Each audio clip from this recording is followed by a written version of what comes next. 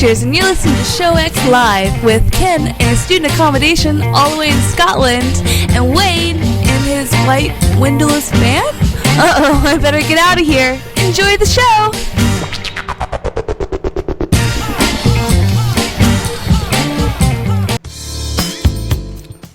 Hello, everybody, and welcome to Show X on VTWProductions.com. You're listening live today, the 10th of April, 2016.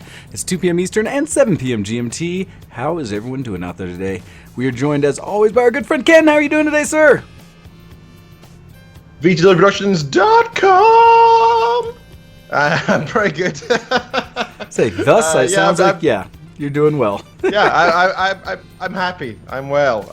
It's actually quite warm over here in Scotland just now. And warm as in, like 10 degrees Celsius. So like 40 Fahrenheit or something silly like that. Warmer than usual. Warm to me. It's warm to me. I've actually got a little bit of sunburn. I'm slightly pink from this extreme temperature. Where did that come from? I know. Sorry, 50 Fahrenheit. That is actually quite nice for you. It's not bad. We actually got blue skies, no clouds in sight, and it's been quite a nice weekend, so it's not too bad. But yeah, things are well for me. How about you, sir? How are you doing? I've had my ups and downs. In general, I'm doing quite well, but we'll get into some of the nuances of that as we start talking the show here today. But for the most part, happy to be on, happy to be here. So let's go ahead and kick things off with Disfunctional Deviations. So Ken, what have you been up to this week that has not been geeky? Well, technically not right now, because right now it is technically geeky. But I'm sitting with my good friend on Skype, hanging out and drinking a couple of cold ones, so I'm having a good time right now. That makes me happy. I've been feeling the need to unwind. I've had a bit of a lazy weekend. I had a very short burst of travel this week where I went down south. Oh, that's right. Like a 1 or 2 day turnaround, right? It was, I traveled down on the Tuesday and I traveled back up on the Thursday. So I left here about 5 a.m. Tuesday morning. Got there for about 4 p.m. Somehow, just due to a lot of it was waiting in train stations there. And I eventually got there, and then I had to go to work when I got there for like 4 hours. So, when I finished doing my shift, because I don't do shifts, but when I finished doing my meetings, I guess, I'd been awake for like 16, 17, 18 hours, something stupid like that. And then I got to go out for dinner, and then I got home eventually. So I was absolutely knackered Tuesday night and Wednesday morning. Wednesday I had work all day, and because we want to make the most of it, you head in early and leave really late because if you're hey, that's my choice, right? I choose to, because if I'm traveling all the way down there to go spend a day of work, I'm not just going to do 7.5 hours. That's a waste in my books. I'm going to do like 10, 12 if I can, because why waste it? Why waste that money? Why waste the time? Why waste the effort, right? Absolutely. No, if you're going to be there, you might as well take advantage of it. Totally. So I put in as much effort as I could. And then went to a better hotel, slept, and then up again at 5 a.m. for another travel back. At which time I got back to Stirling, my hometown of Stirling, for 4 p.m. So again, almost 11 hours traveling. Well, yeah, 11 hours traveling at that point. Just in time for the meeting that I had at 4 o'clock. Sure. And then I had to go out and do a social, which was a lot of fun. We'll get into that because that's a geeky thing, so I'll come up. Very nice. That sounds like you had some good fun then. An overall good week. Again, ups and downs, but I think overall it's quite a good week. In terms of non-geeky, I don't really have, as usual, I don't have much else to say. Oh, I can talk about this a little bit. So, it was Wednesday night. I went out for a meal after work with a coworker, a colleague. And I recommended this nearby burger joint that I hadn't been to before, but it looked quite good, called Smokey Joe's in Ipswich. Okay. And so we decided to try it out. And it's a burger joint, and they do some craft beer. It's not that I particularly care about that. I don't drink beer. And we got our burgers, and we're looking at the menu, and by the way, food was fantastic. Great food, nice and cheap too. It was like £6-7 a burger, and it was really good quality meat, the nice sauce. And the staff were extremely friendly and fun to talk to, and they checked up on you often, etc. Really nice place. Nice. And I noticed that on their website they had a section for the challenges. Now, challenges aren't really big in the UK, I would say. I as far as I can recall, I've never been to a restaurant that has food challenges. Oh, okay, yeah. No, we have those all over here. Yeah, I know. I was fairly excited to see this. And so there was 3 different challenges you could take. I can't remember, one of them was boring. The other one was just like a mountain of food. It was 30 minutes to eat 5 of these huge burgers. Like, a good burger's like this size, right? Oh, like, yeah.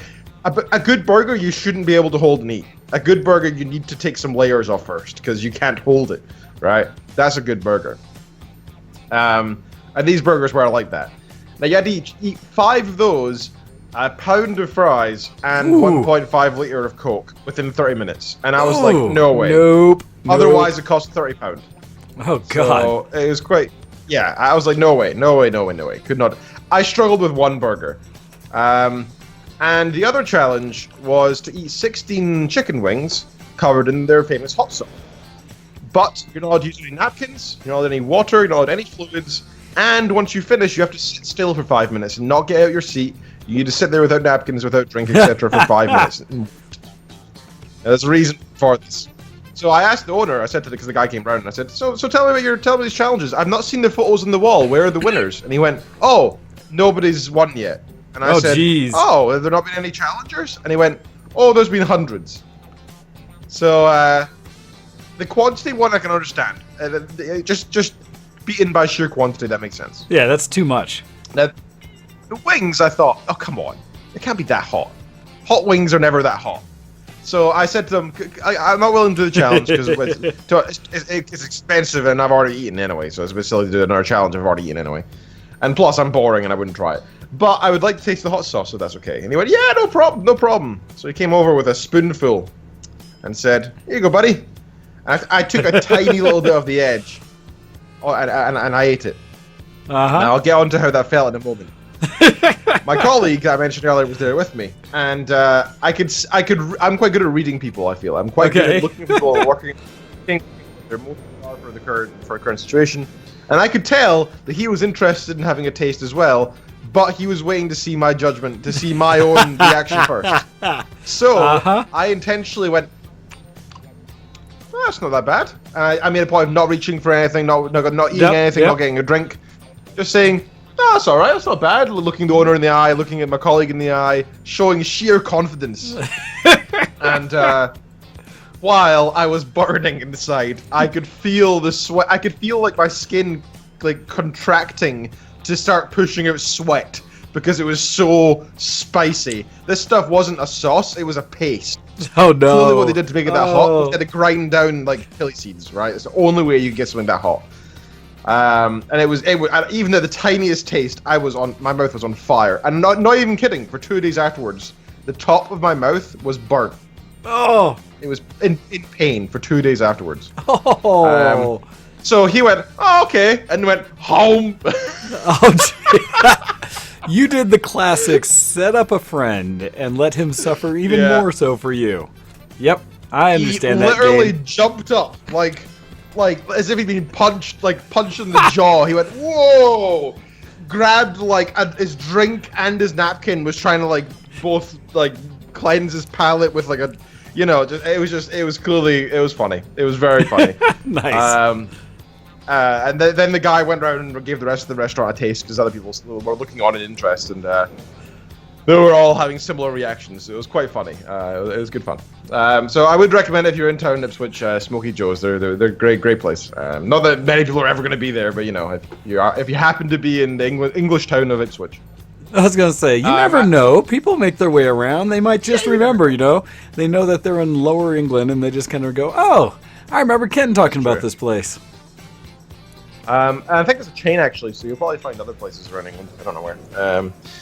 But for also, actually, speaking of England, I want to give a shout out to one of my friend who is currently not in England. My good friend, I've spoken to him on the show a few times. World Warrior, my first real friend I made on World of Warcraft back in 2003. back when it was 2005, whenever WoW came out anyway. That we had a guild together and we leveled together, and we've known each other since then. So it's been like 12 years or something crazy like that.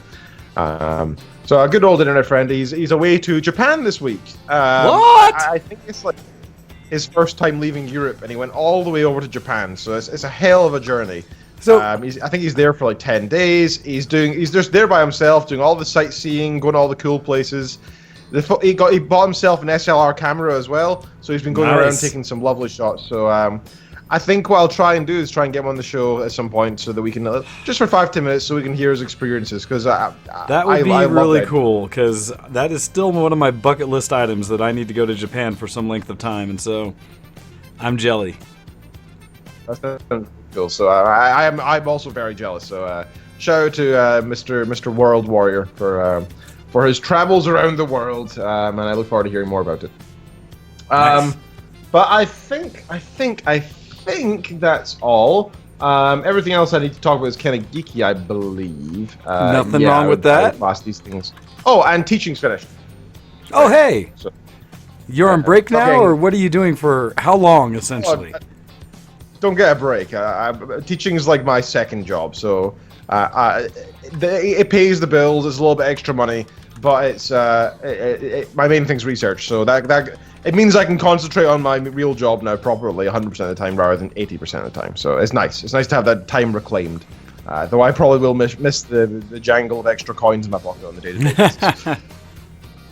That's been my week in non-geek. All right. So how about yourself, sir? What have you doing? Well, let's see. Please don't be too sad about it. Please don't be too sad. Oh, well, I've got multiple things, right? So, first thing I was going to mention is this last Friday, got together with our friend El Campo and with my cousin Hostel Prey, and we decided to go see a movie. And so the movie we went and saw was the new one that just came out called Hardcore Henry. I don't know if you tracked which one this one is, Ken. I've seen adverts for it, but I've not actually. I saw there's an advert on my walk to work every day, so I've seen like 1,000 adverts of like the guys like guns in the air. Yeah, just kind of like a static picture. It looks like the most of it. super actiony action film ever. So I would say that is not a whole lot off. Essentially, for those who aren't tracking on Hardcore Henry, this is a movie that is pretty much shot entirely from the perspective of a GoPro attached to a person's forehead. The whole movie is shot from the perspective of the protagonist, Henry, in the entire thing. And so I didn't realize that.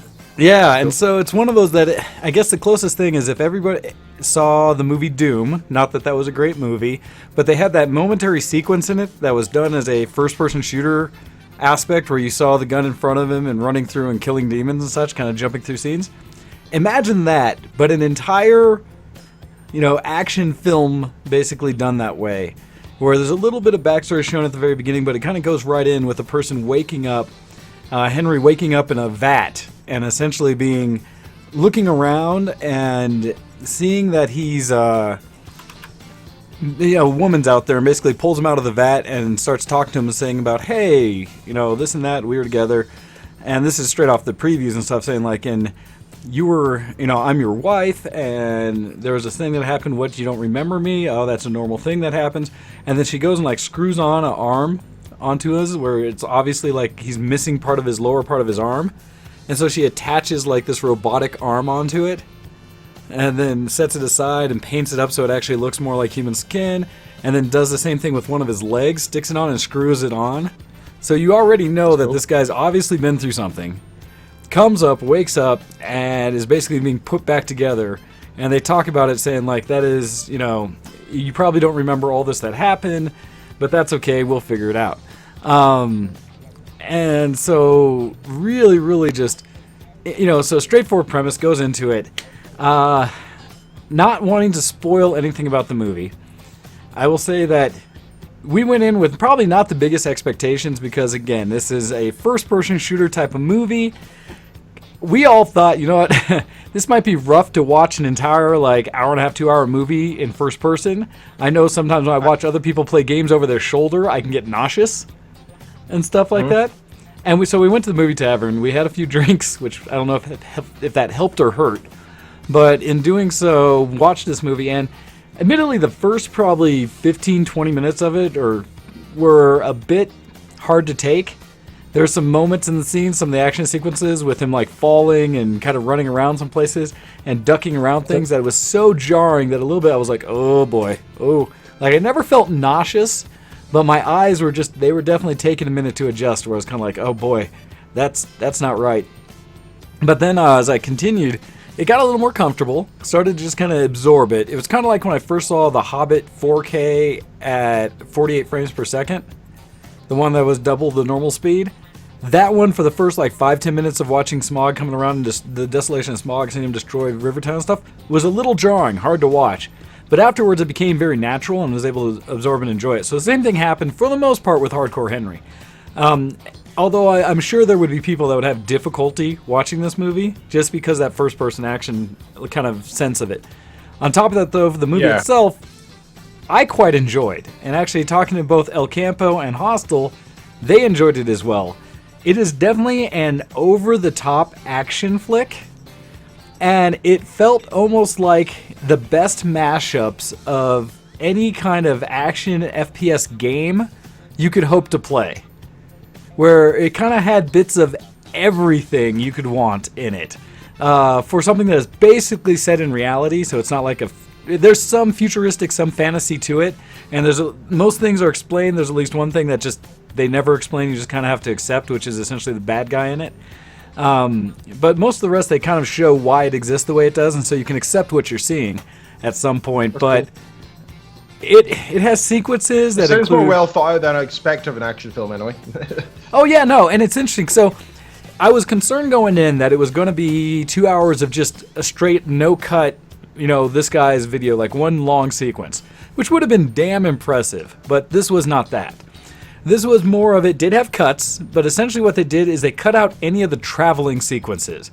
So there are parts where you can see he's running down the hall, and as soon as you can catch he's running down the hall, but there's nothing there for a little bit, they kind of cut to right when he gets to the end of the hall and is running to take a corner or something like that. Well, that makes sense. It'd be boring otherwise, right?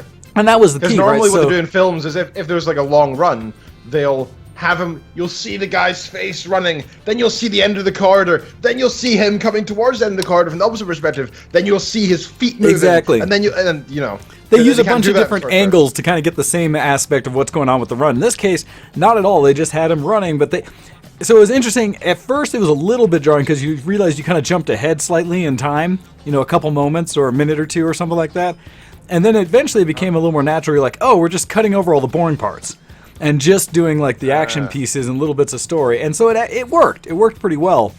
Once you got over that piece of it. And what was neat about it, though, is from the actor's perspective, which I'm assuming is just a stuntman doing all of this, because they had some really neat kind of stunts, action work, fight sequences, gun sequences, parkour, which I'll tell you is really crazy because there's that Mirror's Edge moment where you're like running and jumping around buildings and stuff where it's just like, holy cow.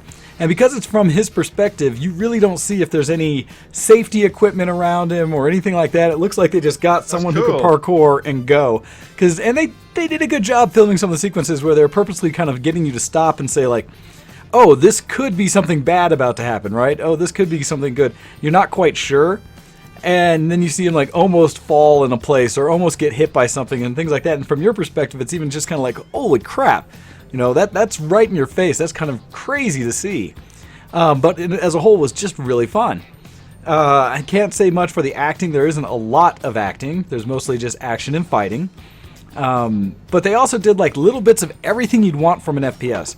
So they had multiple types of guns. And I mean, like a whole range of it. They had everything from knife play and stuff like that, straight fight sequences to, all the martial arts kind of things to some degree. But it was a little more regular Joe action fighting, to people actually using the tools they had. So if there were grenades, people threw grenades, that kind of thing. It always bugs me in any movie where you see a guy load up with like a bandolier full of things, all these weapons, and they never use them. They just use like a pistol or something, right? It's like, what about the gun like strapped to your back or all the explosives you carried or something like that?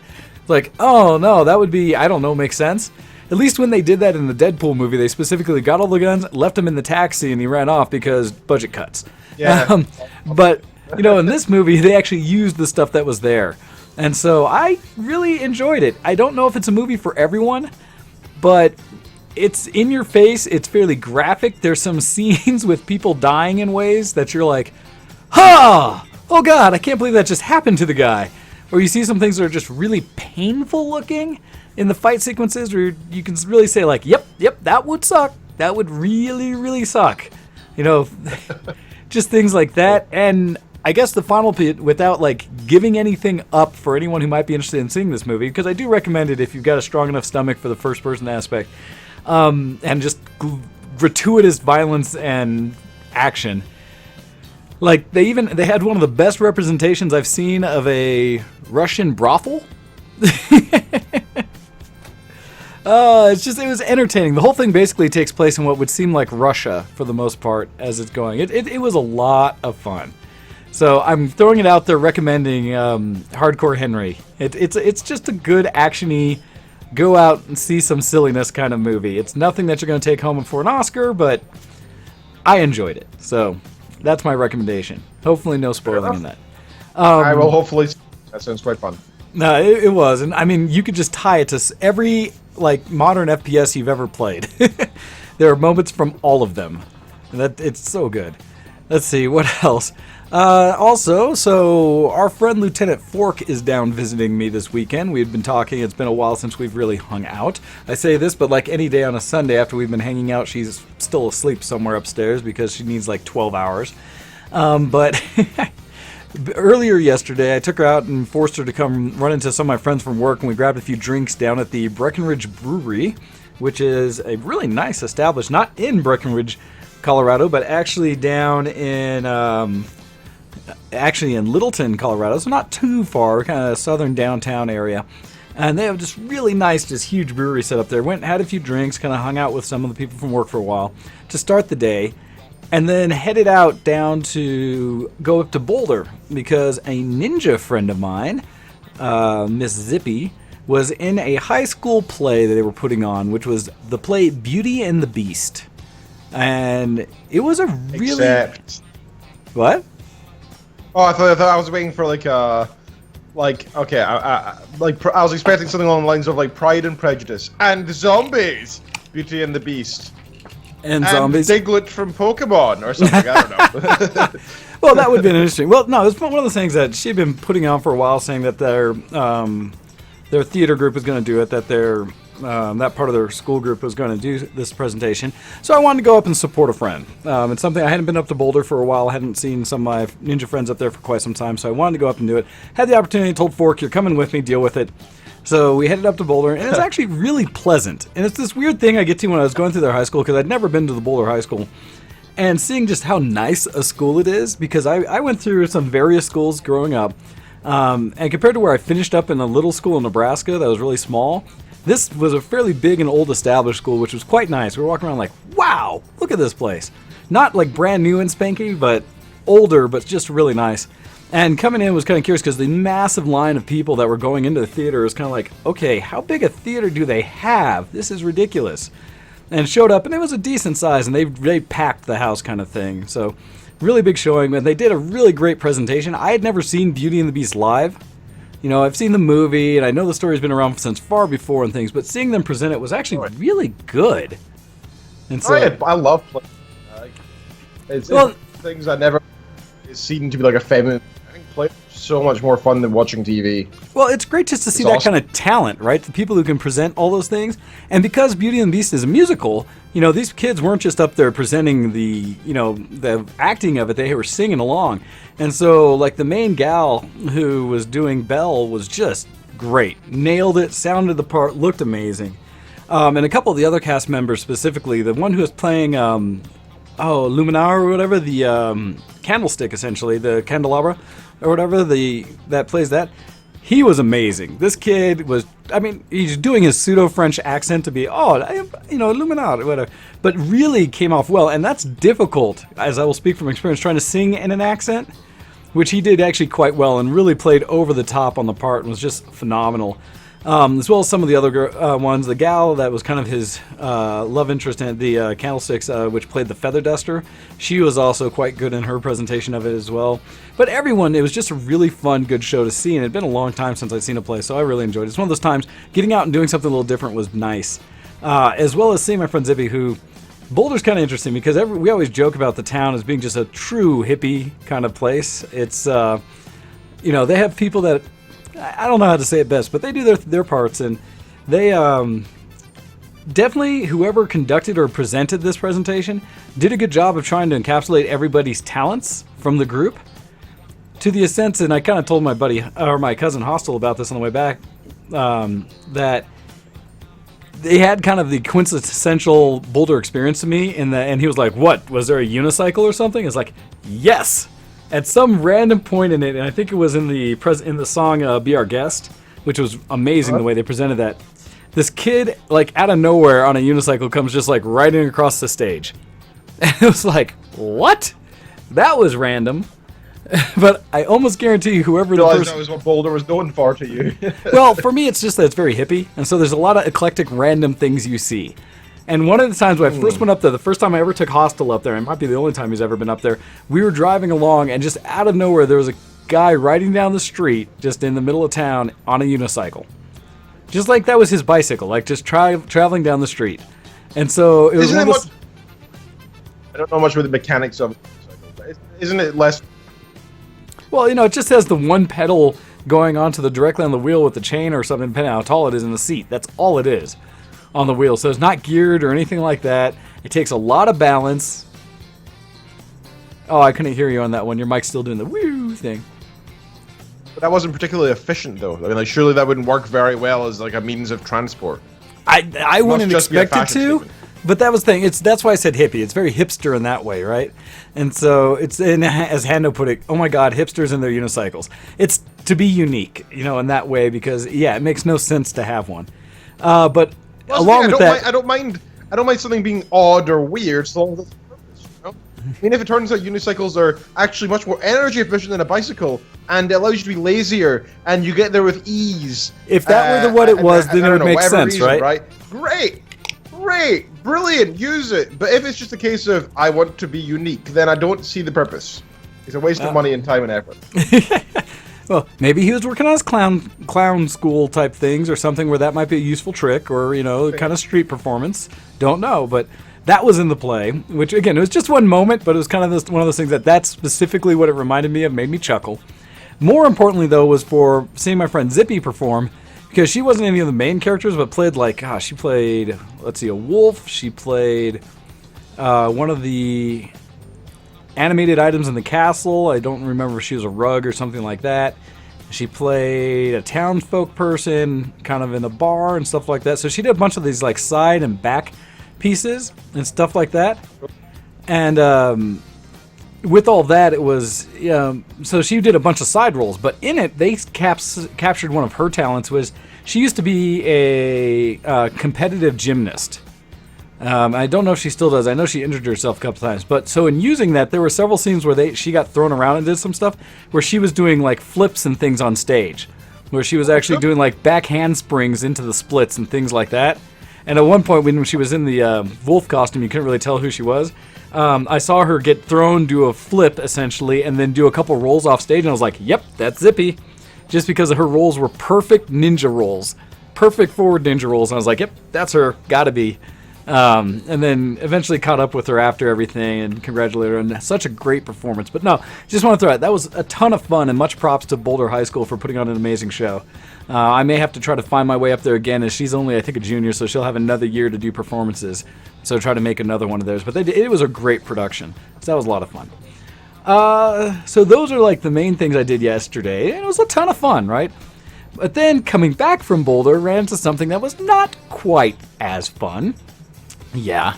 And that was that I had been adventurous and taken my little $500 Miata out and about to go and try to get it to do the whole drive up and back, mostly because, oddly enough, the stereo in the Miata sounds better right now than my Ranger, than my truck, because something in the head, I think blew up in my truck, so it sounds all hollow and gross. So I was like, we'll take the car, it gets better mileage, stuff like that, no problem. As long as we don't hit traffic, should be fine. It overheats a little bit if it's in traffic. Went up, no problems the whole day until we were coming back. And so we're heading out of Boulder at probably 10 o'clock at night, or 9:30, 10.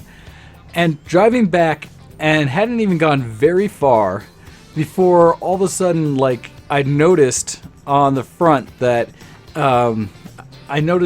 my temperature gauge was starting to go up and up and up. And I don't know how long it took, but yeah, just suddenly it was going higher and higher.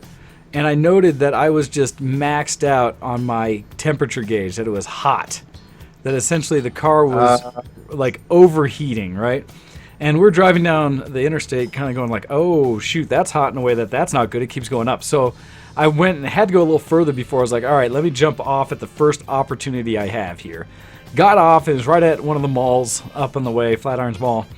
Pulled off and got into the parking lot, shut off the car, and I listened. I was like, wow, I don't hear the coolant boiling, but it registered as being absolutely hot. That can't be good. And so went out there and popped the hood, looked, and I couldn't tell if anything was wrong, except that I was kind of trying to feel around for how hot the engine was. Didn't feel crazy hot, but I felt like the top of the radiator a little bit because I didn't want to pull off the radiator cap. Note to anybody, if your car is hot, been running at all, even if it's not overheating, do not open up a radiator cap right away. It tends to explode fluid in your face. Don't do that. So knowing this... Hot fluid as well, I imagine. Yes, hot, however hot the engine is fluid. So knowing this, I didn't. Just kind of felt around. I was like, well, and I checked the little reservoir, and it was empty. So I was like, all right, well, that's not good. Let's, head around. So I was a little ways away, but Fork was with me. We took a hike over to the Walmart to pick up some new antifreeze, some coolant and such, and brought it back. Figuring, all right, let me fill it up, and we'll try to see. Maybe it just had a moment. Maybe, the thermostat didn't open, something. Let me just try this, see what I can do. And so went... filled it back up, and as I was filling it, it had taken a lot. I had finally opened the top and looked at it, looked bone dry, so I was like, yep, added more. And as I kept adding, all of a sudden I heard, after almost a full bottle of coolant, I started hearing this liquid pouring out somewhere, but it wasn't the top. So I was looking around like, that can't be good.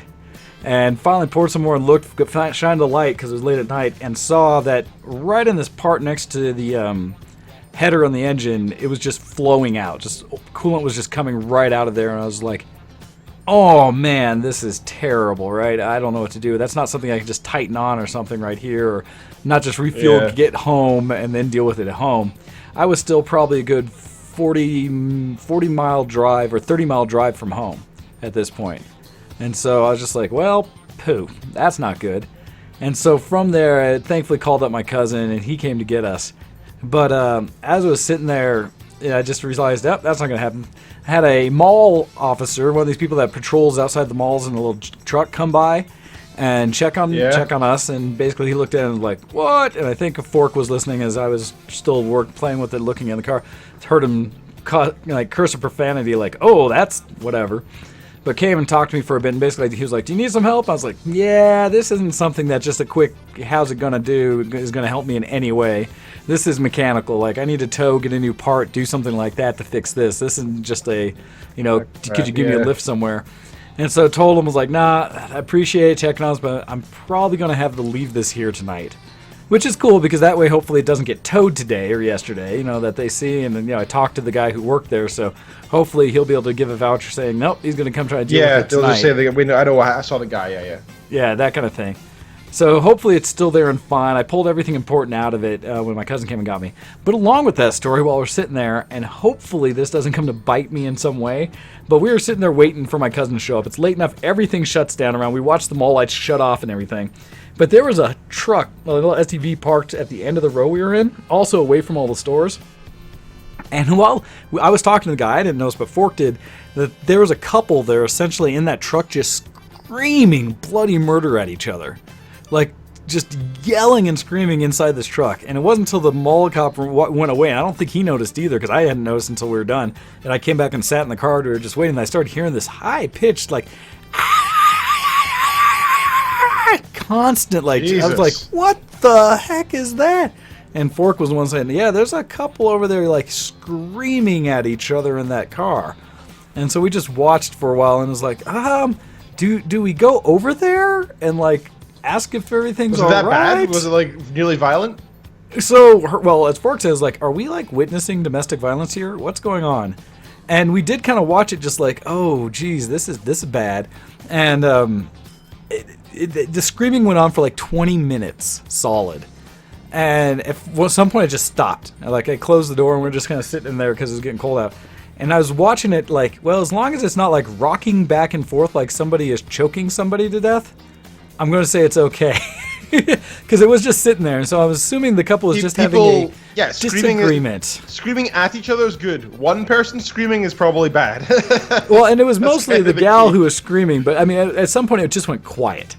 And we just watched for a while, like, what is up? And then just before my cousin got there, like, the guy that was in it got out and started just walking towards the mall. And we're like, do I need to go check to see if there's a body? Because only one person got out. Thankfully, about another couple minutes later, the car turned on and drove over. Okay. And apparently the gal went over and picked him back up. And so whatever argument they had, whatever happened with it. But then they kind of drove around the parking lot for a minute before leaving.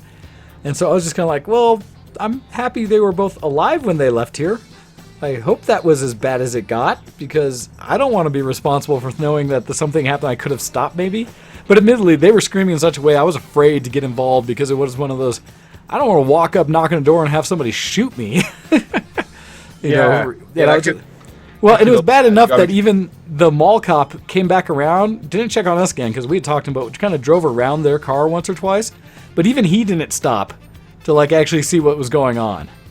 And like I said, he's probably seen that a million times. I mean, like, in malls, it's quite easy to fall out. Oh my gosh. Involved, and that's where couples are going to fall out, right? I mean, I have no idea. It was bizarre, but we saw that and we're just like, yep, time to go a different direction.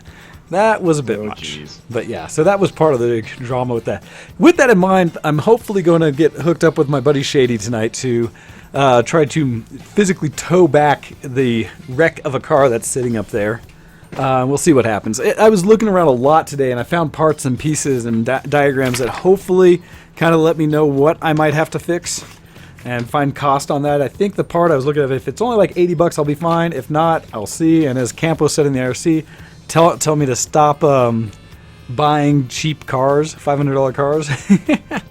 So yeah, we'll see. You kind of. Well, wait, as soon as you said $500, it was like, well, one, you brought that on yourself. Two, it's not that big a loss. It's a $500 car. You know? Well, it's one of those. Yeah, I knew I wasn't going to lose my shirt over this thing, and if it's one of those, if the cost to fix is too much higher than what I would invest anyways, it's just done. Well be, yeah. Although another friend of mine, my one who did a crazy thing because he basically took a similar platform and did it in his car. He was like, "Oh, time to do that LS1 swap.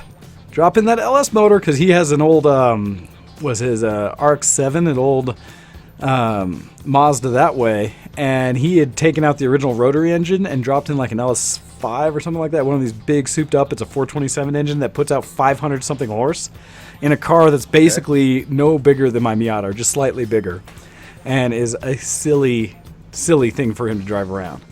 So that was his suggestion, but we'll see. I'm going to try to get it back to the house, and I'll play with it here. At least I still have one working vehicle, and now 3 that don't. So should be fun. Anyhow, 3 that don't. That's crazy. Why do you have 3 cars that don't work? That's just that projects. Makes no sense Projects. I have lots of projects. Hey, they're all paid for. They're all paid for, so they don't cost me anything to have sitting there. I just have to decide. You know, I am just short of having a yard in the back with blocks to have all my cars up on. You are. Oh well. Anyhow. That's what I've been doing that hasn't been geeky this week. Thankfully, everything else has been geeky. It's a little more fun than having one of my cars explode on me. So with that, let's go ahead and jump things over and say...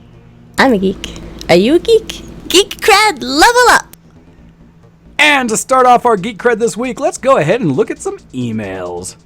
All right, so first one coming in, and it says it is titled April 10 Show X. So look at that, someone being thoughtful, thinking ahead, and letting us know that this is for today's show. But it comes in and says, "Good afternoon, Ken and Wayne. Sadly, I'll miss the show today as I can't pass up a second viewing of Deadpool here." I understand, sir, I do understand. "But we'll try to make it next week at least. Anywho, miss you guys, miss the show. Let's see. Disfunctional Deviations. Well, deployed life is what it is. Sleep, work, study, and work out." Yes, Ken? Or are you just muting it to make sure? Alright, you do what you need to. I will keep talking. Let's see. Let's see. It says sleep, work, study, and work out. Working to kick ISIL's butt. Studying like crazy so I can be sure to do well on the test to rank up to staff sergeant. Becoming a gym bro for the first time and losing some flab and build some muscle. Finally some sleep to compensate the hard work. Is there anything else? Haha, very little. Well, I want to say to you, Wrath, even though you're not listening live today, I hope you'll catch the show. Thank you very much for your service. Of course, those of us who've all worked in or around the military and sporting things, and for you who's out there and actually on the front line type things, good on, man, good on. Let's see, what is left is relax time and gamer cred. So here's 3 months of progress. Hearthstone from January to February 26th. Stardew Valley released on the 26th, and I threw 70 hours into that glorious game. I'm actually curious to hear more. I know that a few people around have been playing Stardew Valley. One of our gals, Nano, she's been playing the heck out of that game. It seems like I looked at it, it's one of those top-down kind of... At first I thought it was a Zelda-type game, but looking at it more, is it more of like a farming simulator? 2D down? I don't know, but I'm curious. So I'm curious from anyone else who's been playing some Stardew to give me some more information about it. What else has he done? Put 20 to 30 hours into Factorio, which was good but dropped off. Decided to knock off a few games from the to-do list. Burned through Half-Life 2, then episodes 1 and 2. That is a solid thing to go and pick up from older games and get your cred up there. Also, just finished Ori and the Blind Forest. Absolutely glorious game. I've heard nothing but good about that game. About Ori and the Blind Forest. That is one of those really artistic, beautiful side-scroll type games. Next is Cave Story and To the Moon. Gotta knock out these little indie titles. Sorry for the long email, lot to catch up on. Stay awesome, gents. That coming to us from Wrath. So awesome, that is some generous geek cred you've been working on there, Wrath. And it's nice that you've been able to find and continue gaming while being deployed out overseas. So awesome that you're checking in with us, and hopefully the archives are keeping you entertained. So with that, Indeed. Ken, would you like to jump on the next article? That I can. Do you want me to explain what just happened first, though? Well, I know that you were off, and so I wasn't sure if that was something you wanted to share or not. By the way, I can't hear... Uh-oh. I hear you. You're good to me. So, hello, Ken. You're lagging a lot. I'm gonna kill the call quickly. Okay. So, everything's about to drop off for Ken real quick, and then he will be right back. So, hopefully this will work out here again. He's coming back, waiting for a call. Or I will call him. I swear, it's got to be Scottish internets these days. Something about them has been overly painful for us. And so we will see how he comes back. It's coming. Apologies. I wish I would remember my settings and not. I'll leave the second microphone on. Yeah. Okay. Sorry. Nope. Much better. I don't know why. It just sometimes goes roboty. I think it's because Kitten's now back and just turned on Netflix probably. But she was away to work. But then I heard the door slam a couple minutes ago, and I thought that's a bit weird. That means I knew it was her from the. I could. You know. You can tell when the tone of the movement. Yeah. Yep. Yeah. It's like the sound, like how hard she slams the door, sort of thing. And then she just burst in, and I was like, "What's wrong? What's wrong? What's wrong?" And she was like, "I can't go to work." And I was like, "Oh crap!" So that's why I just saw messages waiting there saying "BRB emergency." Because I was like, "This must be." She doesn't interrupt the show unless it's big, right? So yeah. So sorry about that. Apologies, folks. But so I went over. I was like, "Everything okay? What's wrong?" She's like, "I couldn't go to work." Literally, I was like, "Why?" She's like, "There's a huge police line outside our house. Oh, There's like 5 vans, 3 police cars. They've wardened off the whole area for like. They said we'll have to go by Bannockburn. That's the town behind Stirling to get into the other side of Stirling. So they must be searching for like a murderer or something, right? Like somebody who's gone out and done a major assault or something. Hopefully it's something serious. That's really inconvenient. Oh, it will be. They will not give that many resources out of manpower and prevent traffic to the point of we can't walk places. That's unless crazy. It's so so that's gonna be a big thing. So she's getting a taxi in if she can. But oh jeez. Mental though, so I'm keeping an ear out. If you guys see anything weird in the camera, be sure to tell me in case there's someone behind you all of a sudden. Murderer right at me. Yeah, you start seeing me like, Ken, over your shoulder. Call the police. Oh gosh, well that's the hard part, right? How do you call Sterling Police to send it? Actually, there's been multiple instances of streamers, like gaming streamers and stuff, on the show, on their shows, and like there's several different things. One of them had a fire in his house, and the smoke knocked him out on stream. So people who didn't know his address worked it out, like through crowdsourcing, effectively, like just the bunch of them together worked out his address, called that local police center, and said you need to go over there, he needs help, sort of thing. And it's happened a few times. It's pretty cool. There's some videos of it, actually. So yeah, I'm sure you guys would manage. Yeah, well, we'd have to contact Pusa, because Pusa could get us the information in a matter of moments, and we'd be solid. Oh, okay, let's be realistic. If somebody's coming here with it and going to strangle me, it's going to be Pusa. So she's the only one who'll know how to break in. But then again, it wouldn't be a strangling. It'd probably be a nuclear launch detected siren going off around the area. Yeah. Oh gosh. Well. All right. You'll have to update us next week if you find out what that is. But yeah, please the email. Yes. Hello once again, great X-Fellows. Agriassw here, again with another tale for you guys to discuss and share my thoughts on. So, I don't know if you guys have heard about this story, Heard as in sheep. Oh gosh, but yes. Recently, Blizzard received feedback from a beta tester who had a major issue with a specific pose, yes, I've heard a lot of this, for the character Tracer. His whole complaint was that the pose in question was unfitting to the character's personality and it just reduced her to another bland sex symbol. In response to the player feedback, Blizzard has removed the pose and stated that apologies and will continue to try to do better. The article also points out that Tracer is not the only character with a pose like this, and that some of the other female and even male characters have similar poses, and they do. I have actually seen them. The internet has expressed its opposition to Blizzard's decision, stating that Blizzard has the artistic freedom to create whatever character they desire. You shouldn't impede their liberties, and it's true, right? I mean, you're entitled to your opinion, but don't. Your opinion's wrong. I mean, you're welcome to say, "Oh, how dare you make a female have an ass?" That instantly means that you're sexist. Women aren't allowed to have asses. They must be ugly. They're not allowed to be attractive whatsoever. Women are ugly. Like to me, that seems sexist. Like if you don't want women to be attractive in games, why? That's weird. Well, like what difference does it make to you if they're attractive or not? It shouldn't.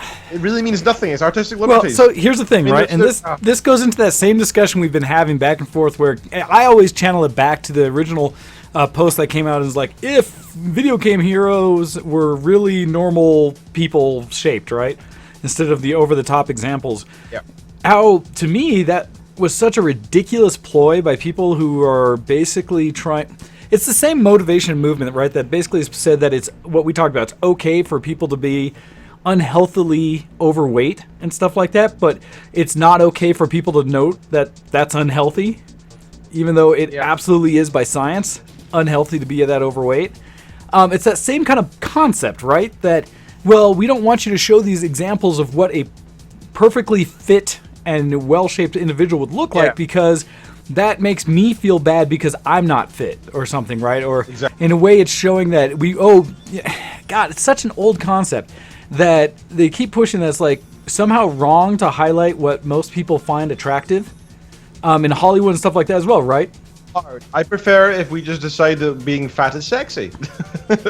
Well, in a way, but there's those arguments for that as well, right? There's a whole group, and I always say that people find every body type themselves attractive however they will, but there is a reason that there's a certain look of people that become famous and what you tend to see in media, on TV and everything like that, because the majority of people find them attractive, and it goes back to attractive in general, because I always talk about that word where it comes into the attractive personality, attractive looks, attractive whatever, things that you just naturally are drawn to.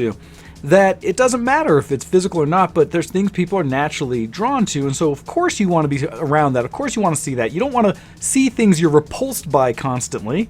Why would you ever put yourself into that? Why would you watch? It's the same reason I don't like watching snuff films and things like that. Things where it's highlighting people going through horrible things. I don't like to see that, right? I don't like to see films of people getting killed and stuff like that. Because I don't enjoy crying. Yeah, why would I want to feel that way? And so it kills me how much... If you want to enjoy that kind of media, then go either, if it doesn't exist, then go make it, yourself, and then you'll find people who have similar thoughts. And that's Brilliant. the thing, right? Instead of trying to adjust other people's media that's already been made to fit your taste, go find the media you like. And that's the same reason, like, it is perfectly fine for someone to make a show or protagonist or something like that have characters that I don't find attractive. I just probably won't watch or play or be a part of that media. But to try to shame others into it...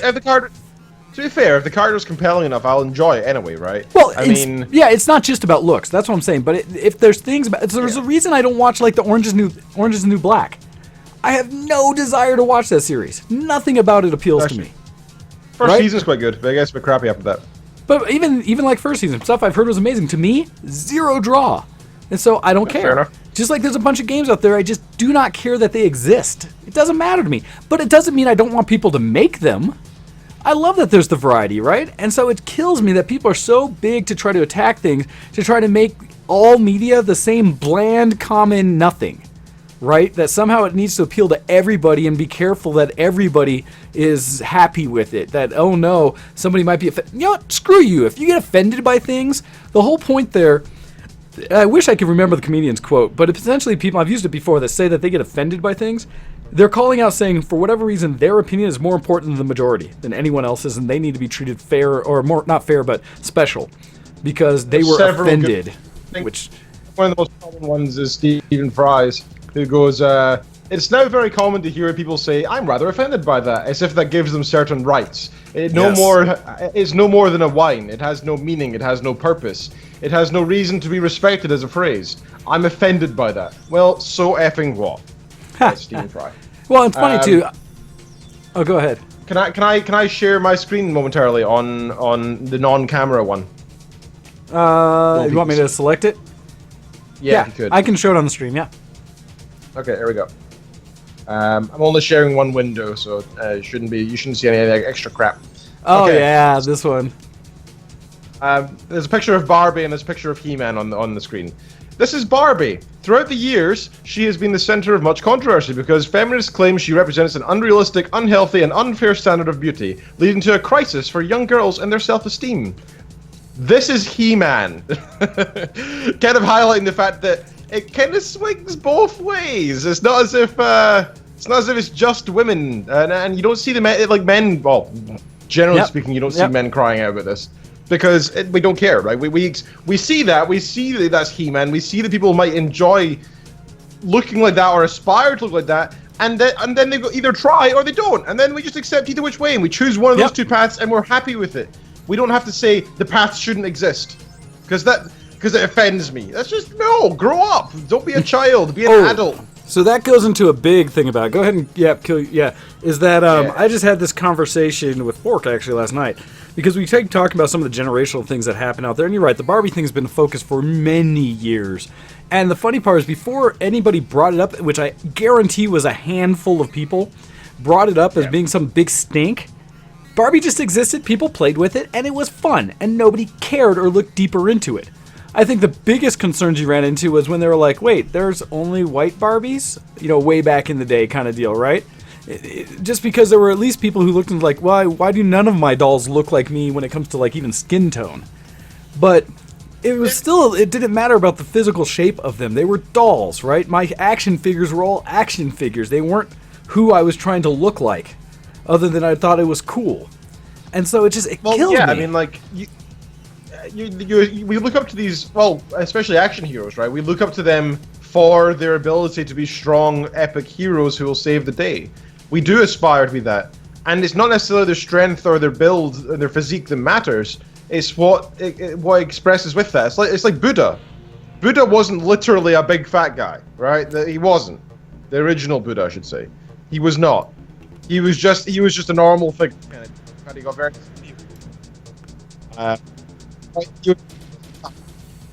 the reason was filled with humor and happiness. He's full of humor and happiness. It's symbolistic. It's nothing to do with what he actually is. Same with like He-Man's physique. It doesn't matter about him having rippling muscles. It's more about the fact that he is strong of character. He is able to stand up and save the day because he's strong of character. Nothing to do with anything else. And that's okay. You can take it either literally or not.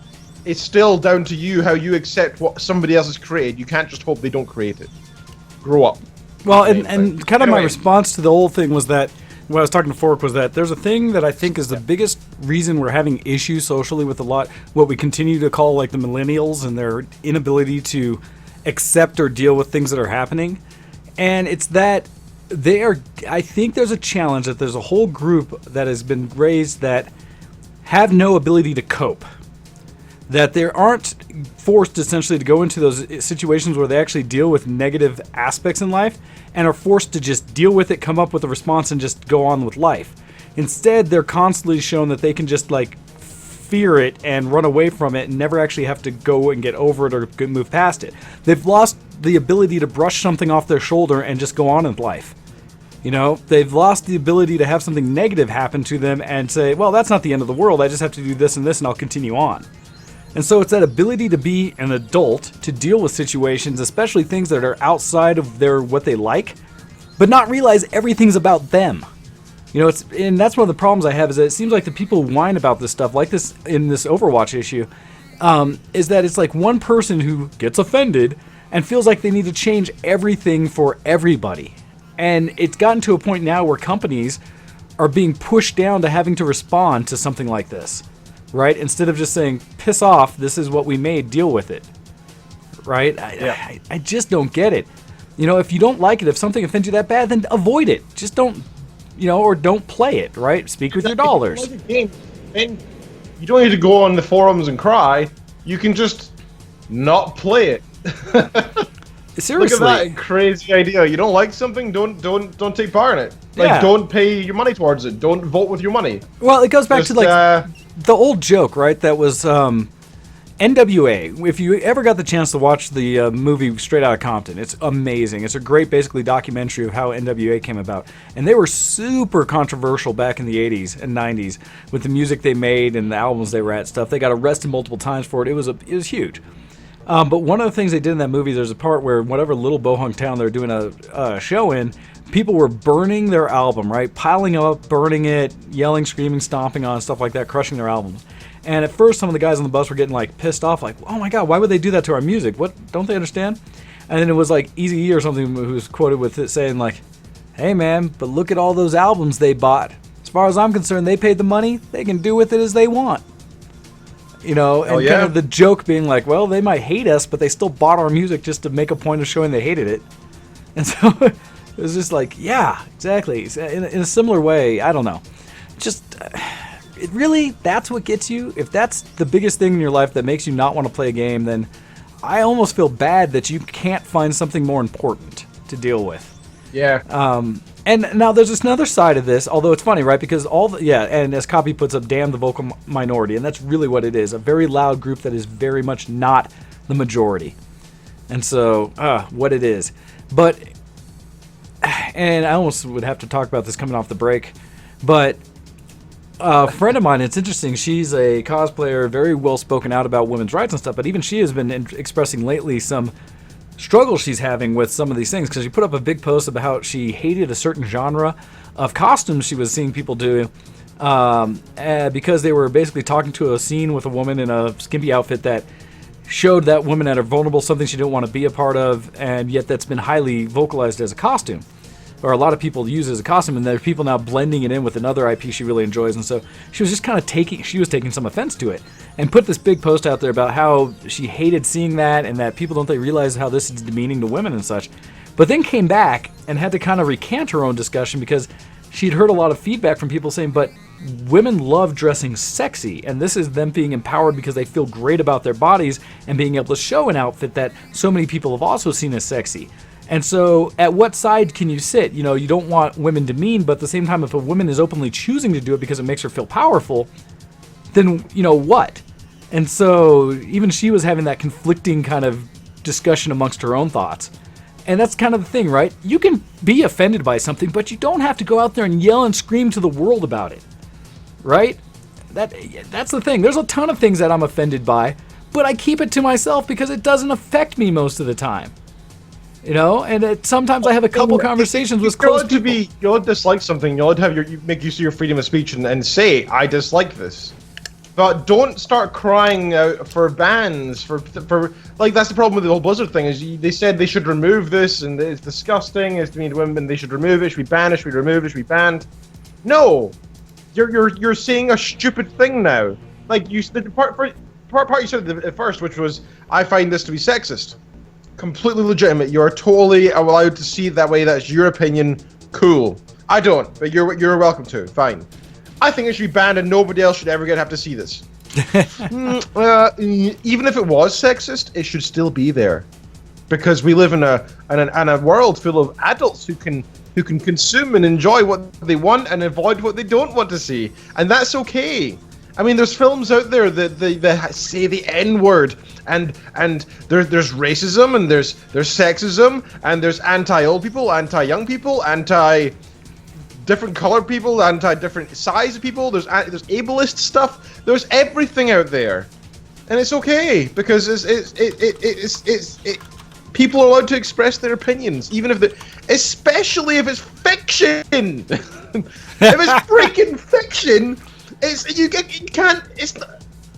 I'm breaking here. If it's getting emotional. Can't get so upset about it because it's just an artistic work. It's just somebody expressing something. Maybe they're trying to express. Look at this horrible thing. This is sexist. This should not be allowed in normal society. And then you want to crap all over that because they maybe. What if that's what Blizzard's trying to say? You don't know. You're not the person who drew that. It's just ridiculous. People think that they don't have that things should be removed because I find it unsightly. Who do you think you are, the queen? Grow up here. No, well, and that's the problem, right? We try to say that that's the issue, and it just doesn't seem. Oh wait, maybe this will work. So we have someone who wants to call in about this. What we'll do is we'll take a break. I'll try to join them into the call. When we come back, we'll also finish up with the email to get Agriassw's views on it. But in the meantime, we're going to take a quick break. We're going to listen to another great metal cover of a song by Leo. This one's going to be Girls Just Want to Have Fun. And so with that, please stay tuned. These are a ton of fun. And with that, we'll try to get our guest caller in during the break. All right, everybody, you're listening to Show X on VTWProductions.com, as well as our sister site, Alpha Geek Radio. We're going to take a break, and we'll be right back after this song. Send in your emails to showx@vtwproductions.com.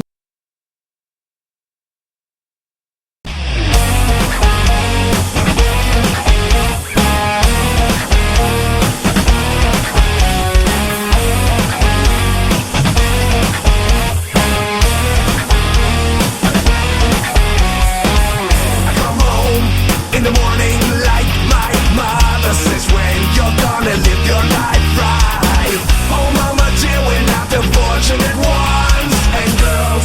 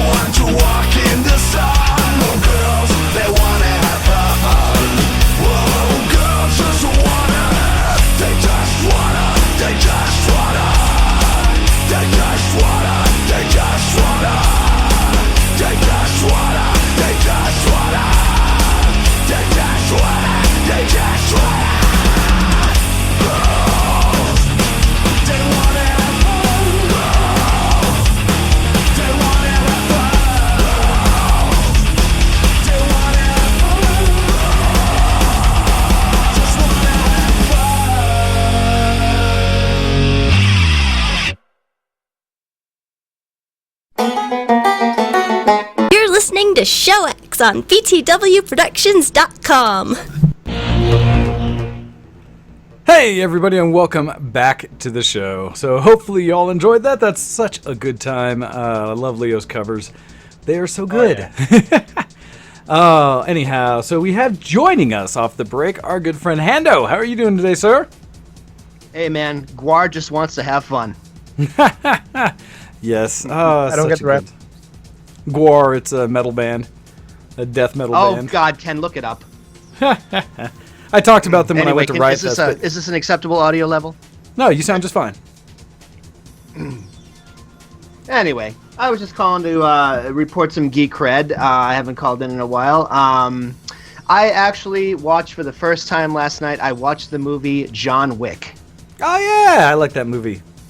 Ah, dude, you were so right. The pistol foo is just so satisfying. I watched the movie all the way through, and then I went back and watched all the fight scenes again. I'm just like, damn, that is so well thought out. Like the way he actually does that. Like it's actually very well thought out. Very like very good like martial arts. It's like that's exactly what you would do in that situation. It's just such a damn satisfying movie to watch. Ah, it's so good. It's just so gory and you killed my dog and stole my car. Now I'm gonna destroy your entire like Russian Take out everyone. mafia. Yeah. Now, Man, it John was really Wick is definitely a fun film for anyone who likes some good action out there. It's one of those ones with Keanu that's actually really good. Really enjoyed it. The production value was surprisingly good. I expected it to be a little bit more grindhouse, but it was satisfying, man. It was and Keanu looks like he's starting to develop that sort of like bearded, long-haired, almost like sort of like aged Jedi look to him.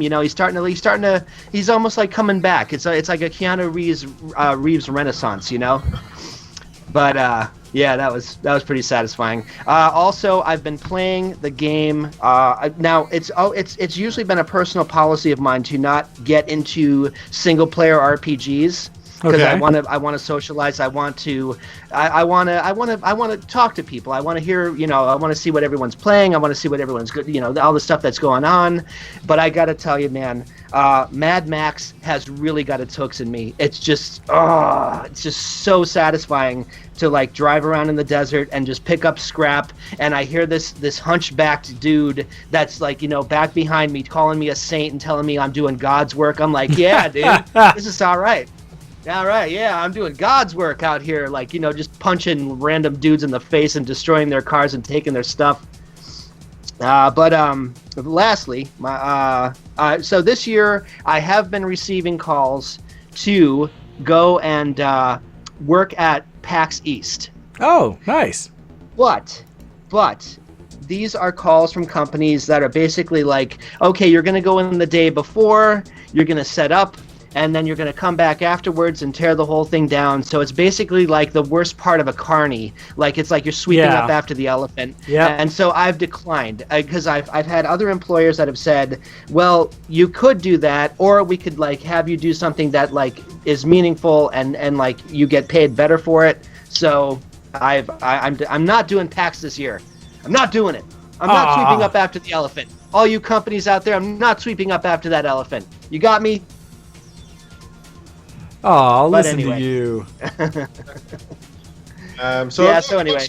I hope you do manage to get an appropriate one for PAX because that would be awesome. And of course, we always enjoy hearing your news and feedback from it, and also seeing all the Snapchats, the Snapfimo chatulars. Well, here's the funny thing. I could actually just like go in my work clothes, which is I usually have to wear like semi-formal all black stuff, and I could just go into the back door and say, hey, I'm working the show, show my ID, and they'll say, okay, here's your badge, and go. Like I won't get a badge to like actually go into like an stuff, actual yeah. like it'll just will be a be in work changing person's room. badge. Exactly. But I could actually just get on the floor and maybe take my phone and just cast a couple interviews. So there's a possibility of it happening, but right now it doesn't look so good. So anyway, we'll see what happens. Now, hopefully you figure it out. I mean, PAX is always fun, and I still have a goal someday to head out to PAX East as well. It'd be nice to be able to attend all the PAXs, even Australia one day. That would be awesome. But that takes some work, some money, and time off, which I don't currently have budgeted. So we'll have to wait. But no, if you do get in there, definitely let us know and give us your coverage. That would be awesome. I shall do that. Okay, guys, that's my Geek Cred for the week. Thank you very much for joining in, Yes, and sir. thank you for giving us your cred. Okay. We always enjoy getting another bit of cred for us to shout out to people. So thank you. See you guys. See ya. All right, so Ken, coming off the break, and again, a big shout out to Hando for giving us that. Could you finish up with Agriassw's email talking about our subject there? It's funny because before we took the break, copy was sitting there. It sounds like we need another. Your opinion is wrong, but I believe we're starting from the internet has expressed its opposition. Indeed, I've been very tempted to do something myself lately, but I've been wanting to do it in the form of a YouTube video, but I don't know. Now we'll have to see. All right. Let's see. Where did I get to? The internet has expressed its opposition to Blizzard's character design, stating that Blizzard has the artistic freedom to create whatever character they desire, so you shouldn't impede their liberties. Personally, I think Blizzard should not have made any changes and left the pose alone, because other characters have a similar pose, and it seems that every character has different poses to choose from. So if you don't like it, then you can use another one. I agree with that. The last part, anyway. This is not the first times people have been offended by a digital butt. That's a great way of putting it. As it really does minimize, it does pinpoint how stupid that is. It's just a digital butt. As I recall, Capcom made a decision a while back to change the animators of Kami's intro and our Mika special when I thought that was dumb. Finally, I think this is another case of someone not agreeing with something, and thus the world has to change to suit them. Or sweet to them, as you put. There's my 2 cents, good sirs. What are your opinions on the subject? Do you agree with Blizzard's decision? As always, thank you for taking the time to read out my email, and shout out to my loving girlfriend, Ambrosia Hartnett.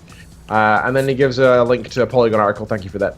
Agriassw level 100 Human Paladin Guild Civil Warcraft Shattered Hand US, the Paladin of Ambrosia Hartnett. You missed out a small part at the end there. So not only did they change it, but a lot of people applauded the change. I actually applaud the change. Because I was originally quite angry at the fact that they stated they were going to remove it. I thought, geez, they just... SJWs just got up there and they just bent right over and just followed their commands. Please don't call us sexist, please! They just were not willing to stand up to reason and logic instead. But no. They actually did one better. They listened very carefully and they read very carefully what the original person said that you mentioned, where they said, so the original complaint was that the pose in question was unfitting to the character's personality.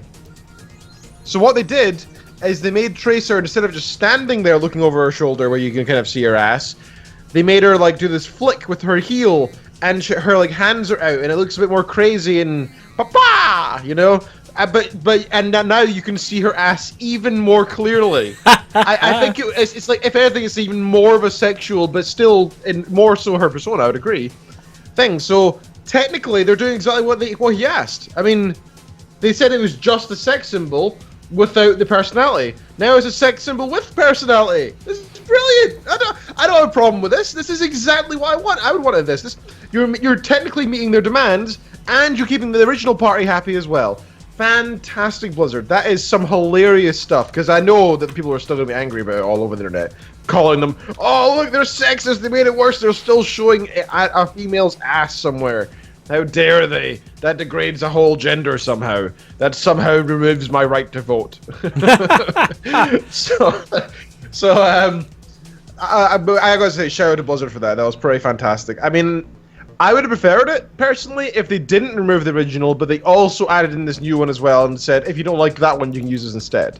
Because you should still stand by your original, you should still hold your original ground, so I agree with Agriassw. But in a way, like you said, the response was great, because they took the feedback and said, oh, you're right, it doesn't meet the character, here's a better version of the same pose. And so in a way, I think that's brilliant. And so totally support what they did with that. So yeah, in a way, I mean, that's why it's like... one better. So that was actually pretty damn good, so... Anyhow, that's awesome, and thank you again, Agriassw, for writing in and giving us another show topic. Quite appreciate it, and would love if more of you guys got involved with that, because we'd love to get additional opinions, and for exactly this, for you to tell us what you would like us to talk about. So thank you very much, Agriassw, you did exactly as I asked. Now, so Ken, would you like to talk about your Geek Cred for the week? Yes. I actually wrote some stuff out. Yay! All right. Let's see. And that one too. Okay. I did some photography this week. I wanted to bring my camera down south. Then I thought, I'm just going to the same place I always go, and I'm not going to take like photos on site. So what's the point? I'm just gonna not bring my camera. Can you hear me? Okay. Yes, hear you just fine. Okay, brilliant. So I was like, yeah, I'm not going to bring my camera. But then I got stuck at a town called Peterborough for approximately 2 hours on the first day. And so I did what I had to do, and I brought my camera and I looked around. I didn't have a camera on me, so I had to use my phone, mind you, but still. And what I found was quite fun. I found this, the Peterborough Cathedral, with... the cathedrals are normally, they're quite nice. I love architecture, right? So I like a lot of churches. I like a lot of cathedrals, but I've never seen anything quite as beautiful as this one. It was absolutely gorgeous, to be honest. Thoroughly enjoyed seeing that. Really, really, really nice cathedral.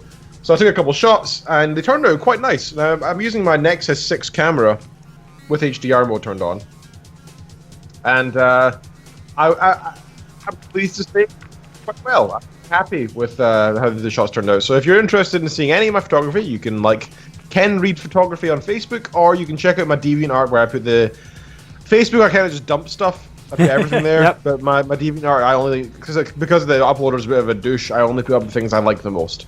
So to find the Facebook, just search for Ken Reed Photography. But to find me on DeviantArt, go to gohex.deviantart.com, or just search Google for GoHex. You'll find me quite easily. I'm all over the internet. Yes. Kinda am. It's really bad. I actually use my Google search as the example when I'm teaching my classes. I'm like, look at me, kids. You too can have SEO like this if only you were me. Not quite. It's more along the lines of, it's really easy to find details of people online. You usually know the right words to look for. Like if you want to find about my podcast, you can check. Tell anybody about the podcast, not the students anyway, because I talk about them sometimes on the show, and I really, true. I try not to be unprofessional, but if I say something along the lines of, I had this horrible class today when somebody was a douche. Yeah, this one git was just coming. That student coming and listening and be like, he called me a douche. So yeah, gotta be careful. What else? Yeah, so check out the photography there if you would like to. The quiz night. So I did this quiz night, which is every month I have this thing I mentioned before. We have this PG Tips meeting, and a PG Tips is postgraduate tips, and yes, it's intentionally named after tea.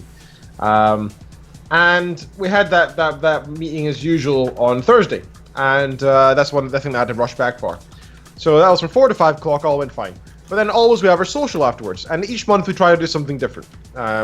When we first started out the club sort of thing, we went out for drinks, and then that was it. It was a bit dull. So we try to spice up, and this time what we did was every member can, if they want to, bring in their own quiz, and we'll have a bring your own quiz night, BYOQ. Nice.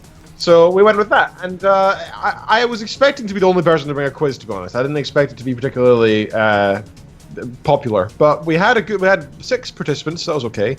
And we had some awesome times. So I'll go through my quiz quickly. I won't actually do the real thing, but okay. I had 4 sections to this. It took me an hour and a half to do my quiz, by the way. I spent ages writing this thing out. The first quarter of the quiz was based on university and departmental questions. I made a point of checking with the head of department and some of the office staff to make sure I got all the things right. So questions like who's the oldest member of staff, who's the youngest member of staff, who's been here the longest, who was most recently promoted, that sort of stuff. When was the university opened? And I remember that's 1967, opened on the 12th of October by the Queen. And I remember that because the first time I saw it, I thought, that's my birthday, 12th of October. And then I just had to learn the date, so 1967. So quite a young university, especially in terms of the UK. So that was cool. That went down well. People enjoyed that. Then we had the what section was next? Section 2. I should have opened up in front of me so I could actually. Statistics. So it was just random stats that I found interesting. For example, one of the questions was In the UK, how many more women are accepted into universities than men?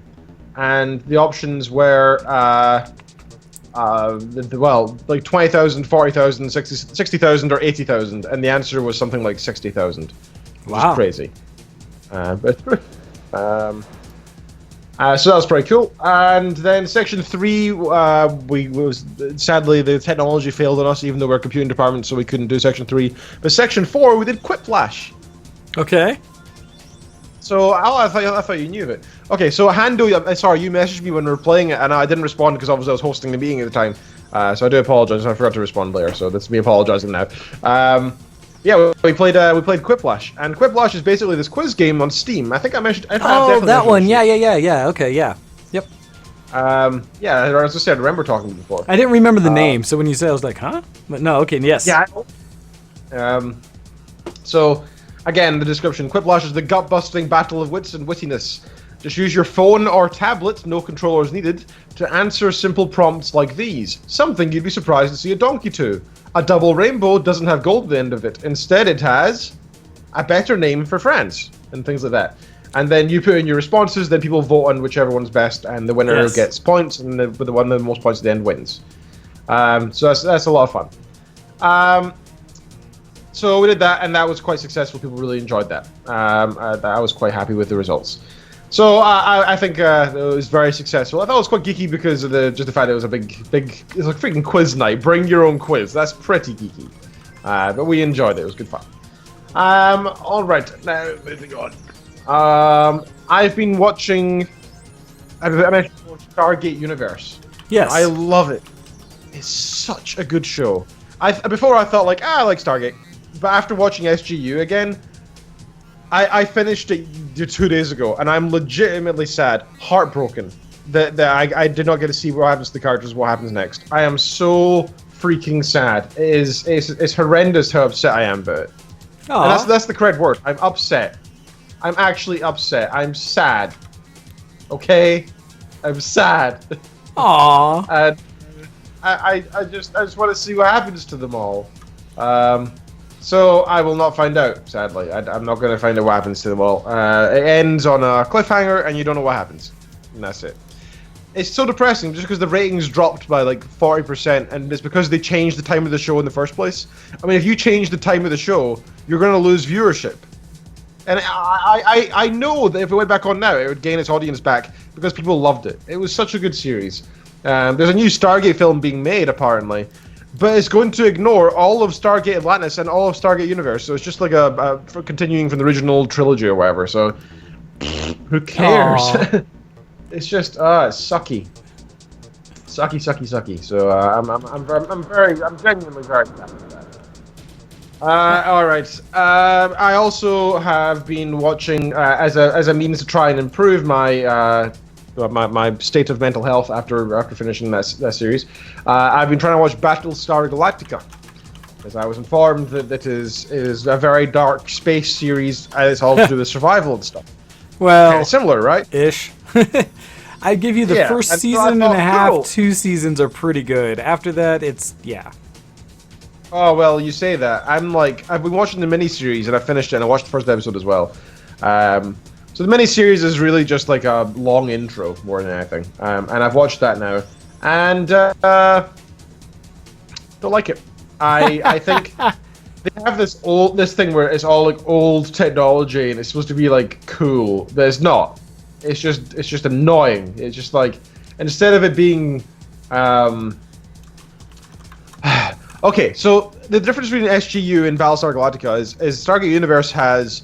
They land on this ship and they're stuck on it and they don't know anything about it, and they keep dying. Right? There's the situation is forcing them just to pretty much die constantly, and it's crap. So they have to try and like make do, and they try to work out how to make the ship work. And it's like there's so much character progression, and you learn to love the people that you hated originally, and then you hate the people that you loved, and it's just so much fun. It's a great series, and. It's just really interesting because all the technology is cool and new, like neural, like the can read the people's minds, and it gives them it runs like scenarios in their minds and their dreams to try and like make them more prepared for certain situations and stuff. It's cool, right? Cool stuff is happening all the time, and it's cool. In Battlestar Galactica, it's like, oh, look at this cool future stuff. It's pretty interesting and stuff. Oh wait, all that gets destroyed. Now you're left with this thing that looks like it's from the original Star Trek. If I wanted to watch the original Star Trek, I'd watch the original Star Trek, and I don't want to watch the original Star Trek. It doesn't interest me. I'm quite biased with generational stuff. I'm disinterested. No, thank you. And so I just can't get into it because the technology's old. The way that they do the sound and stuff, like when they talk through radios, they intentionally add this flange effect to the radio sounds to make it sound old. And it's like, I can tell what you're doing. Stop it. Stop it. If you have spaceships, you've perfected your radio. Stop it. And they have like CRT monitors and phones with coils, like coiled phones. Like, if I you thought they even were still tried using to follow like, human... well, I thought they were still using like sound-powered phones and stuff like that almost, or things to that effect. I don't know. I hate it. I just can't stand it. I'm not enjoying it. I'm not. No, I can understand that. I mean, I saw Battlestar when it first came out. I understood what they're doing because the whole idea with the future technology is that the Cylons could directly tap into it and take it over. And so they had to go to non-connected, no wireless type of technology in order to avoid being susceptible to being attacked by the Cylons through their cyber means. I will tell you that is all hell. What I liked about Battlestar was how they did the. Essentially, I liked what they did with the kind of the effects in it for how space was shown and how things were quiet in space, those kind of things like that, some explosive. The effects of like momentum and kind of just the battles I thought were really slick. And they were keeping to the old look of the Battlestar, things like that. And so, for the most part, I liked the initial... Wait a second. Did I kill the entire call, or what happened there? I did. Why did that happen? Let's see. No. You hang up, sir. Sorry about that. That was weird, and somehow... Let's see. We'll try to fix this. There was something that came up on the screen, and I hit it and broke everything. So, whoops. Stop pressing random buttons. Don't press the big red button, Wayne. No, there's a link still in there, and I kind of screwed things up, so... But yeah, it's one of those that... But yeah, through Battlestar, I mean, they were doing their own thing, and it was a nice throwback to the old show from the 70s, but it went off the hilt and kind of goes to craziness after that. And so, honestly, I don't tell people to watch all of Battlestar. I enjoyed what I watched of it, but it became this mess of an experience where you never knew who was a Cylon, and then it suddenly seemed like everyone was a Cylon, and it was just like, whatever. So, honestly, Ken, you're not really missing much there. Like I said, I liked the first season. Going into the second season, after that, it started to become just a mess. And so, yeah. I just couldn't stand the Cylons either. I thought they either look like humans, which is cool. I don't have a problem with that. Or they look like big, like a Dalek mixed with a freaking Terminator. They took it to this terrible. weird level where it didn't seem to really work. And so it's interesting, though, because the more you've talked about Stargate Universe, I never gave it a full chance. I saw some of the beginning of the series, and then for whatever reason, I kind of fell off, didn't catch it anymore, and then just never watched it again. And so it didn't really stick for me. I liked what they were starting with, but then for whatever reason, I just didn't finish it. Well, let me put it this way. It's kind of series that I originally had on like my side monitor as I was trying to do other stuff, like play games or whatever. And then towards the end, it wasn't on my side monitor. I would just sit and watch it, and that is the highest privilege. That is the highest that's privilege to be on the yeah. main monitor and be a TV series. Doesn't happen often. No, I know the feeling. I keep Rarely most of mine happens. on the side monitor as well when I'm watching like Supernatural or any of the anime and stuff like that. It's all on the side. So yeah, I do fully understand what you mean about that, to actually put up on the main monitor to focus on what you're watching. Yeah, if nothing else, that's a good enough reason for them to bring it back. Ha! Ha! Monitor show, damn it. Nice. So outside of watching TV and things, what else have you been up to? Oh yes. Been playing WoW a bit, not as much as last week, but that's because I got caught up with another game which I'll get into shortly. I've had two other games which I'll get into shortly. I've also been playing some Hearthstone here and there as well. I played some League of Legends, but I've been getting pissed off because I keep dying, which sucks. You die in that game. You do a lot. I'm screwing up, so I'm not aspect. And finally, a game that actually was mentioned last week of the show. I can't remember who said it to me, but they were asking if I had played it, and I said, yeah, but I've not really tried it since it came out. Banished. So, okay. If you're in TeamSpeak afterwards, I'll tell you the whole story, but I can't do it on the show, I'm afraid. But basically, I tried it a little while ago, and I didn't really like it. It was quite buggy, and I just decided against it. And I tried it again yesterday. And I actually gave it some time of day. I actually went through tutorials and learned it properly. And that's a fun game. That's a pretty fun game. Banished is interesting. I've actually started playing on hard difficulty now. I've gotten to the point where I can actually play on hard difficulty Really? and survive for at least a while anyway. Banished yeah, is, the problem. it's difficult. Yeah. Yeah, the problem I keep running into is I have a completely stable society. I'll have like maybe 2 or 3 of every single building, so I've got a few hundreds of people now. Oh wow, quite a good population. job. I'll have like excessive amounts of resources, like a ridiculous amount, and then one day, just suddenly I have no food, and I have no reason why. I'm not even trying to trade it off. I'm not doing anything with it, and up until then I'd have like 8,000 in the bank. But just somebody has a child, and then suddenly it skews with some sort of exponential thing, and I have no food, and everybody just starts dying. It's amazing how food in that game is the biggest issue of resources. So stupid though. Like, I had so much food, and then you just decided I don't anymore. I don't know why. Where'd that come from? And it's a pain because we survive. The town survives, but I just don't care anymore because I have a population of 500, and then I have a population of 70. Because there's just a grand exodus, and it's just what's the point? What's the point anymore? I don't want to play in the shell of a town where I just have to wait until my population grows enough to actually use all the buildings. It's bad, right? Because once you do go through a population destruction, it's almost like you can't come back from it. You know, it's so difficult. It resets almost everything. It makes such a mess of it. So yeah, I know what you're talking about because I played Banished for a while. It's pretty. I've enjoyed it, but I also ran into a thing where it kind of gets stuck at a point where I just couldn't expand any further. And it would be, like you said, one little thing would happen, and it would just steamroll down this catastrophe that I could almost never come back from. Or sometimes it would be one character died, and for whatever reason, it would just suddenly, everything failed or ended, and it's just so annoying. I had that actually one of my campaigns yesterday. My blacksmith died, and I didn't even notice, to be fair. Because my blacksmith was somewhere weird in the map, so I didn't even see it tell me that he wasn't there anymore. So then suddenly I had no tools being made. So because I had no tools being made, all my farming, all my agriculture, all my cattle, my sheep, my shears, my wood cutting people, my tailor, everything, every single thing, my miners, my other miners, there's like 6 types of miners, my fishermen, all just stopped doing their jobs like, with a 90% less efficiency because they didn't have any tools. So people were trying to catch fish with their hands. They were trying to mine stone with their hands.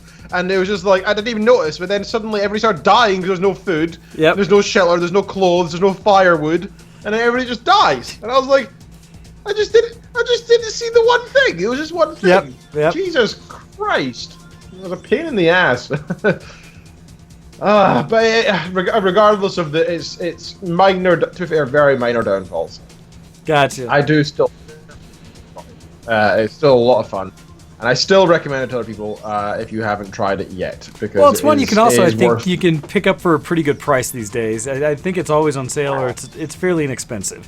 And I know a bunch of us played it for a while, which was cool, and I think we all enjoyed it. And it's pretty. Yeah, it is pretty. I really wish they'd. I feel like there should be like expansions to the game where instead of it just being okay, you survived for a while, now you've got no buildings left.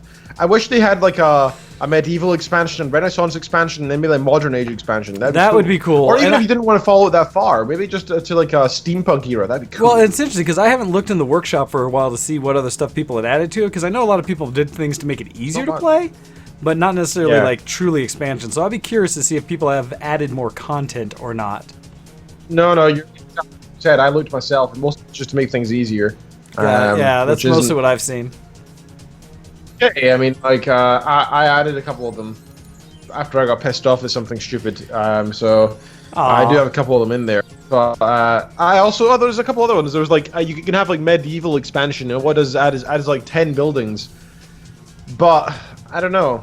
I felt like I was cheating because I didn't trust the random modder's ability Okay. to do the right numbers, you know, to make it so that if you have this medieval version instead of the current version, it's probably gonna be super powerful. That I wasn't interested, so I just decided not to use it. So Gotcha. yeah, been thoroughly enjoying Banished. I do recommend it to everybody. And other than that, that's been my week in Geek. What have you been up to, sir? That is a pretty good week. Well, let's see. What have I do? First off the top, I want to throw out to everybody that, hey, if you like anime, and I know, Ken, you don't, there is not a new one, but an old one that has become much more available just in the last week. The company Funimation has put out all of the episodes of Samurai Champloo for free. You can go to YouTube and watch all the episodes of Samurai Champloo. Now, they're all the subbed versions versus dubbed, so you will have to read, but they're all out there, and it's one of the ones I really think is a great anime, made by the same people that made, oh wow, I just blanked it, Cowboy Bebop.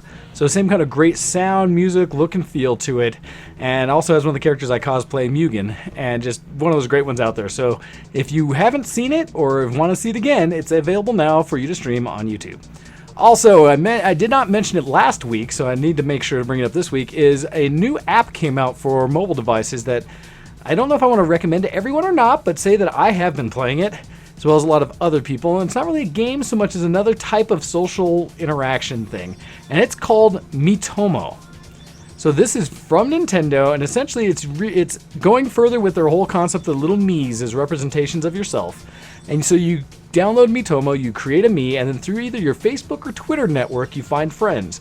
And essentially the whole point of this app is for you to dress up your Miis, play these little tiny games for different clothing type things, and mostly it is to share information with your friends, because the game will ask some questions of you and of others, and as your Miis interact with each other, basically shares that information. And in doing so, as you listen to other people's stories, or you like the things they've commented, or comment back and forth on some of the stuff they've done, you get coins and points in the game to be able to unlock more clothing options, things like that. So again, it's not really a game so much as more of a social interaction, not truly like a social network in a sense, but it's a Nintendoized version of one. And I throw it out there because I know copies on it myself. I've seen who else is on there. Cupcheck's on there. I've seen, just a bunch of different people that have been playing it. So you'll likely find a lot of us if you go check that out. Also, I've been playing a little bit of League of Legends, still mostly ARAMs, although they also brought up a mode again called Ascension, which essentially uses the Crystal Scar map, the old 5-band control point map. Sure. It's kind of a variation of that same game, but instead of grabbing the points, you're grabbing markers around the map to earn points, as well as killing people to earn points. And unfortunately, when I went to play it, I didn't realize what mode it really was, since I didn't watch the preview video, and in doing so, failed heavily at it, like really, really bad. Also, I finally picked up The Division. I found it for inexpensive, under $40, and was able to pick it up. And it's a game that unfortunately I know most people have already played, and have fallen off some, but I'm enjoying. And I am playing it like I knew I would play it, which is mostly as a single player game, versus being a big multiplayer, people mistakenly calling it an MMO, because it so is not. It is more just a cooperative campaign that has some PvP elements in it that the group can play. But it is a fun and really neat kind of Gears of War-ish over-the-shoulder game, and people, hopefully you've heard it when I talked about all the stuff we've done in the beta and such, and it still continues over to the full game. I think it's a lot of fun, but I haven't spent a lot of time on it. Similar to me playing Diablo 3, which, again, I'm only playing the starter pack version, which is the free one. If you guys haven't checked out Diablo, you can go pick it up for free and just play the main storyline, at least some of it, for free without paying anything. So that's what I'm doing to kind of see if that's something that'll interest me. More as I'm waiting for Lost Ark to come out, I kind of wanted to play a little bit of Dungeon Crawl, so I've been playing with that. What else have I been doing? Call of Duty. So this is, me and all of the VTW first-person shooter guys have all gotten together and played a lot of COD in the past, a lot of Black Ops 3. Went up and jumped and started playing it again with Campo, and actually had a match recently where it was Campo, Paz, and myself all playing together. I think even Cal got on there for a period of time with us and such. So it was one of the biggest showings we'd had of VT Dubs playing some Black Ops in some time. And it's funny because I know Campo got on, and the first night we played it, he was drunk, because go figure.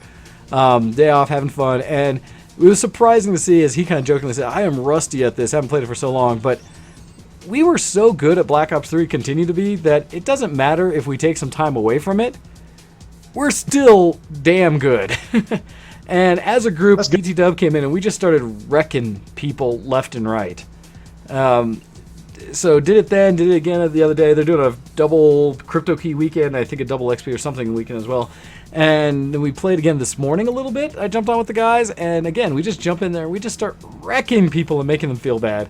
Had some of those old experiences of people jumping, cracking the mic, and just yelling and screaming at us and telling us how much they didn't like our gameplay and how much better we are than them.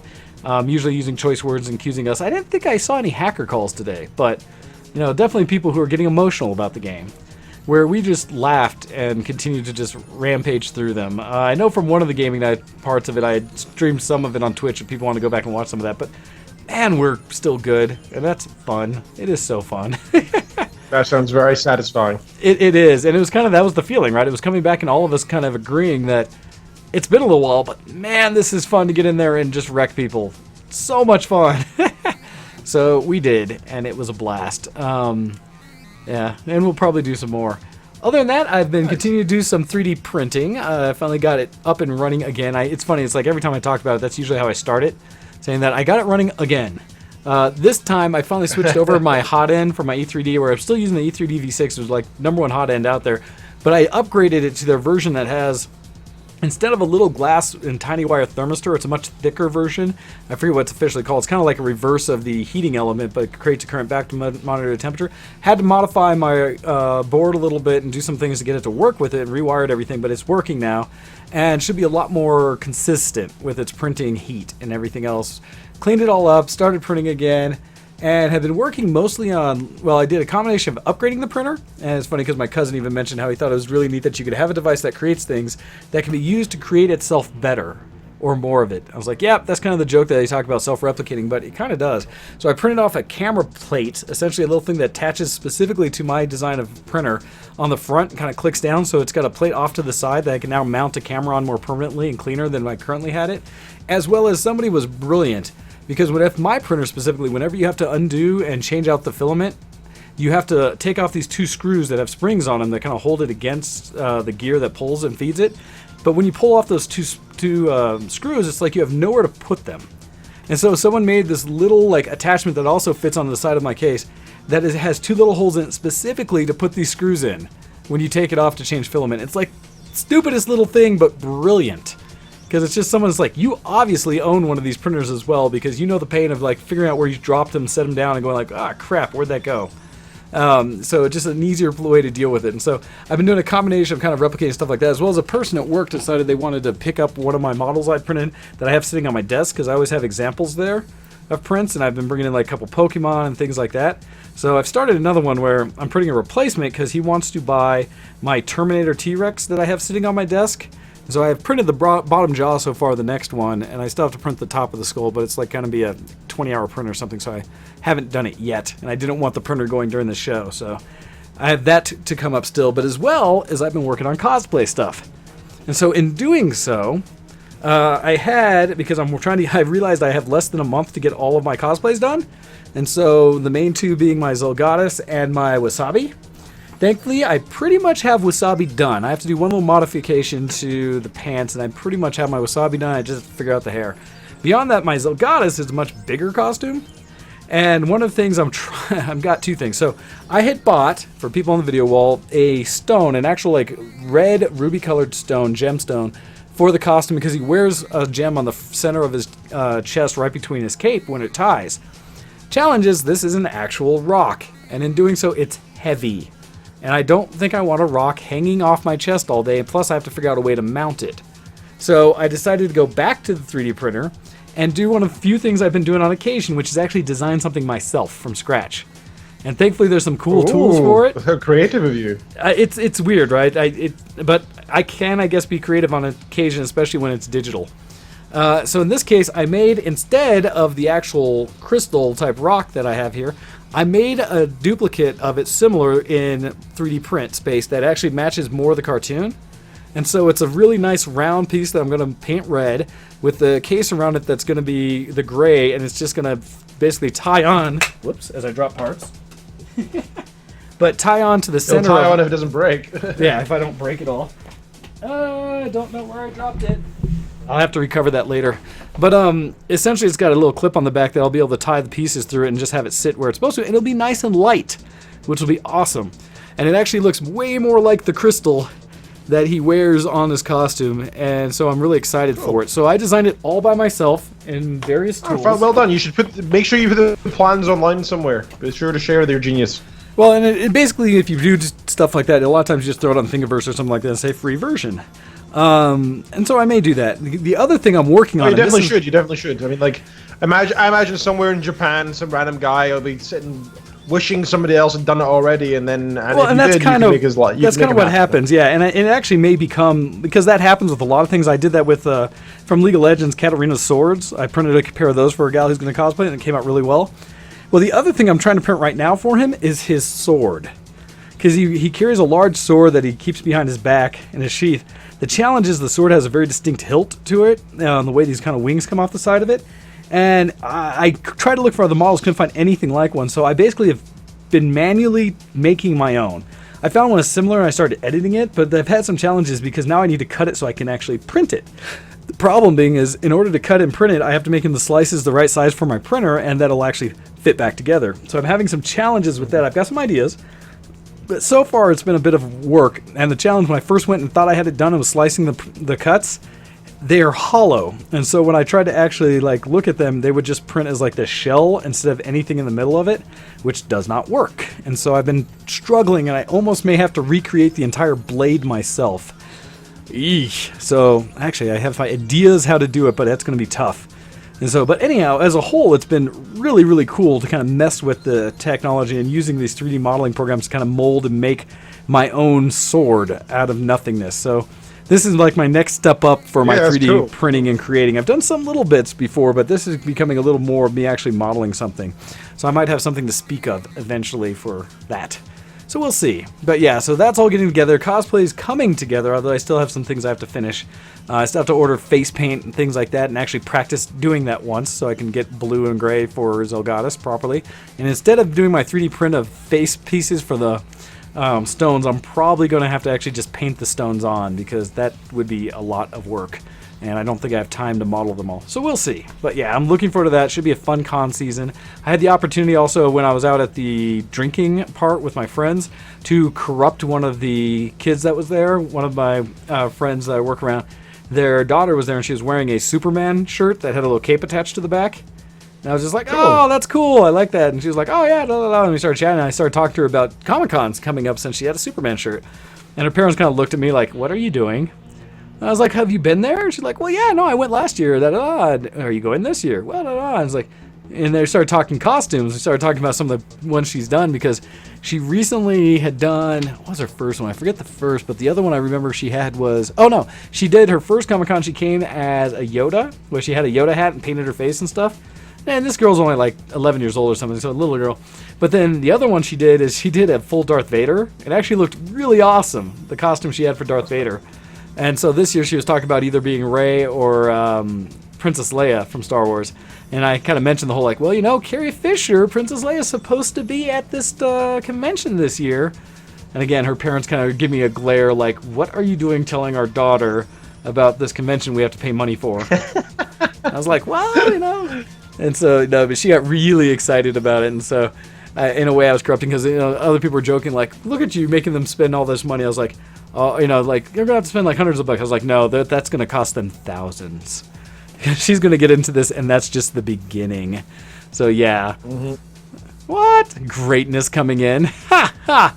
So it's funny, in the IRC, that's my nephew coming into the IRC talking about, because he has a project for me as well, which is to create a spear for him from various things. And so once I get this sword finished design, I think I might have the confidence in there to start building the spear, because I'm probably going to have to build it from scratch, because the one model I found of the one he wants online is not one I can download. It's one just for show. And so in doing so, I'm probably going to have to get on there and make my own from scratch. And so that's on the list, greatness. It's on the list, but it is not there to be done yet.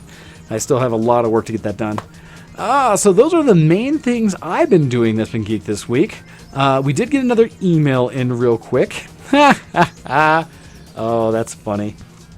But it says, this comes to us from our friend Copy, and it says, "Greetings, Dr. Lord, Reverend Professor, and Bachelor of Science with the highest of honors, Kenneth Neal Reed II, and Mr. Wayne. Here's my opinion on the whole Tracer thing. Quote, oh my god, Becky, look at her butt. It is so big. She looks like one of those rap guys' girlfriends. But you know, who understands those rap guys? That's all for now. Much love, Copy." We should get that as a clip. We really need to get that clip. We need a copy saying that clip. That'd be so funny. That would be much the better. It'd be like that'd be really funny. Just the cute, like bubbly accent. That'd be hilarious. Yes. Oh my god. Oh look, everyone's jumping into the IRC, getting all of my West Coast family jumping in to listen as we go, as I talk about the butts. Anyhow, continuing on. So the other thing I wanted to bring up, and this kind of leads us over officially into the Geekoscope, since we'll only have a moment for this. But it's something as a shout out for everybody. Unless you have anything else you want to add, sir? I have like 6 new things. For the Geekoscope?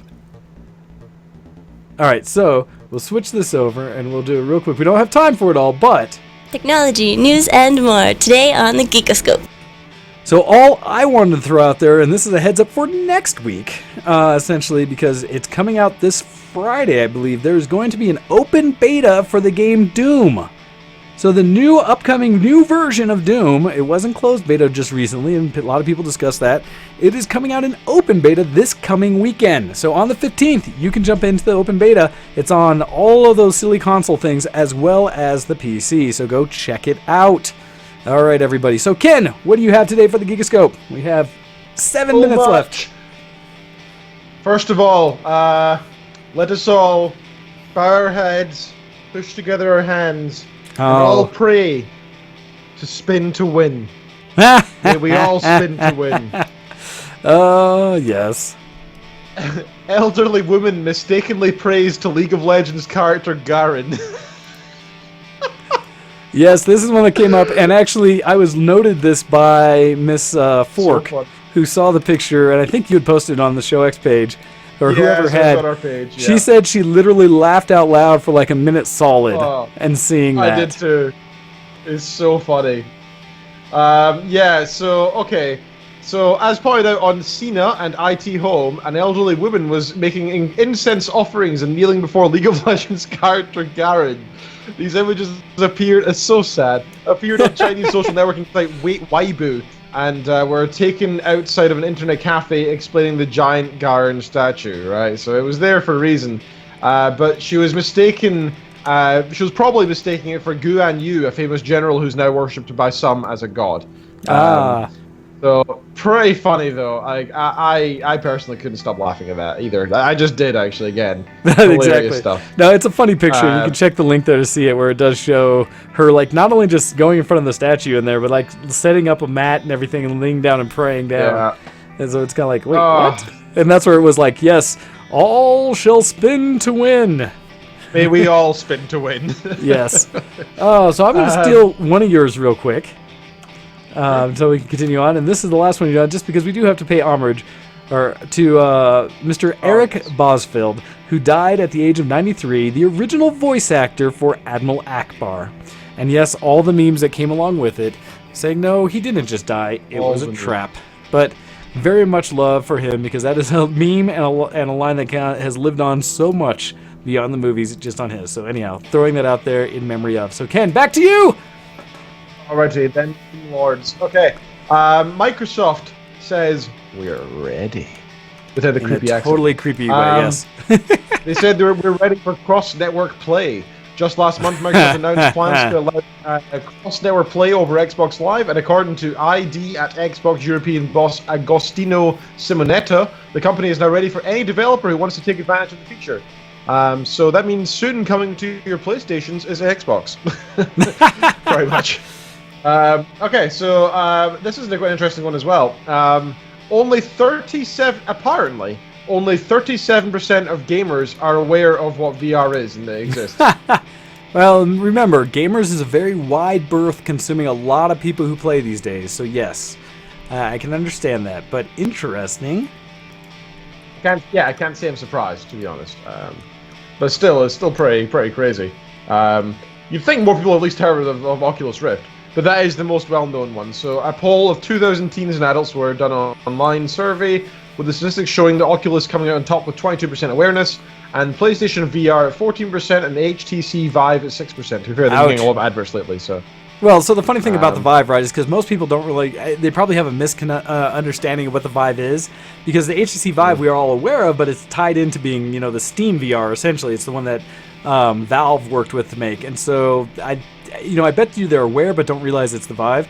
In fact, I bet you it's going to change quickly if you were to re-look at the stat a week from now, because if you go to your main page on Steam today, the first thing it shows is saying that Steam VR or VR is here, showing all the different things out there. And there's a video you can watch on there that shows them setting up an experience of several people playing the Vive and playing with some of the VR titles. So don't be surprised if that number goes up significantly, because VR is going to make a press this year, no question. Definitely. This is not something I particularly care about, but I know others will. Pokemon TCG Fates Collide release date revealed. May 2.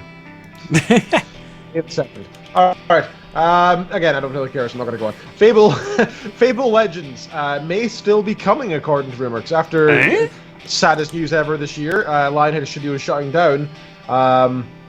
It says the proposed closure anyway. I don't know about that. According to MCV, sources at Lionhead say discussions are ongoing about saving the free-to-play RPG. So we will see. And that's all of my articles, actually. Nice. I like how you just ran through them all. Bam! Well, I thought I had less time than I did. I had more time than I thought. Well, actually, no, that was really good, because that lets us get to the end of the show on a nice, even note. But with that, yes. So let's see. Talking about Fable, I know you were all over that because you somehow like those games. I never got into them. Pokemon TCG, like you said, some people maybe could. I don't know.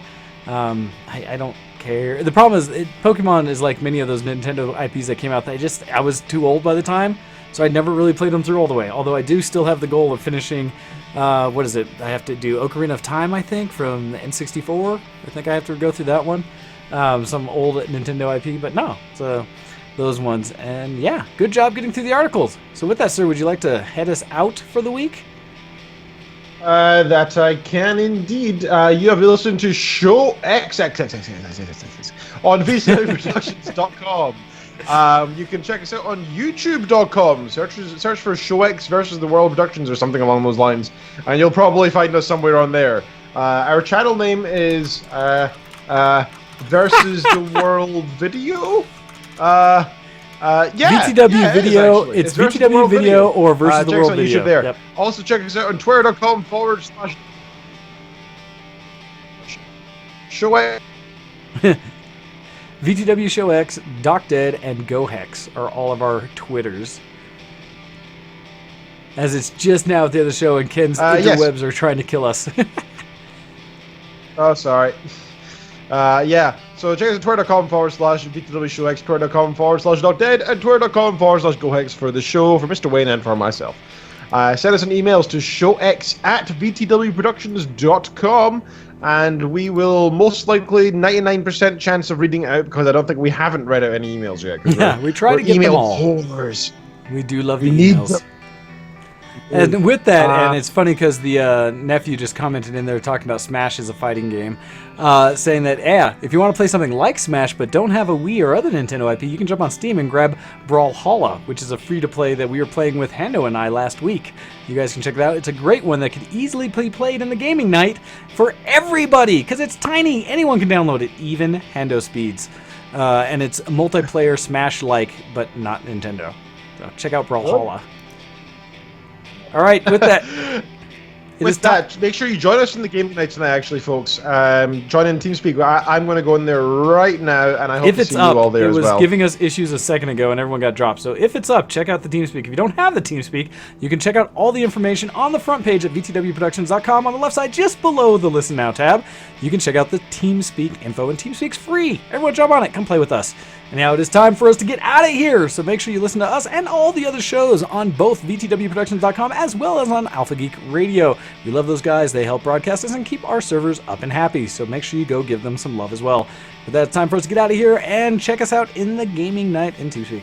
We'll see you again next week, guys, with our special guest, Tay-Ray, unless unforeseen circumstances change things. But otherwise, special guest next week, Tay-Ray. So, all right, guys, thank you very much. We're out of here.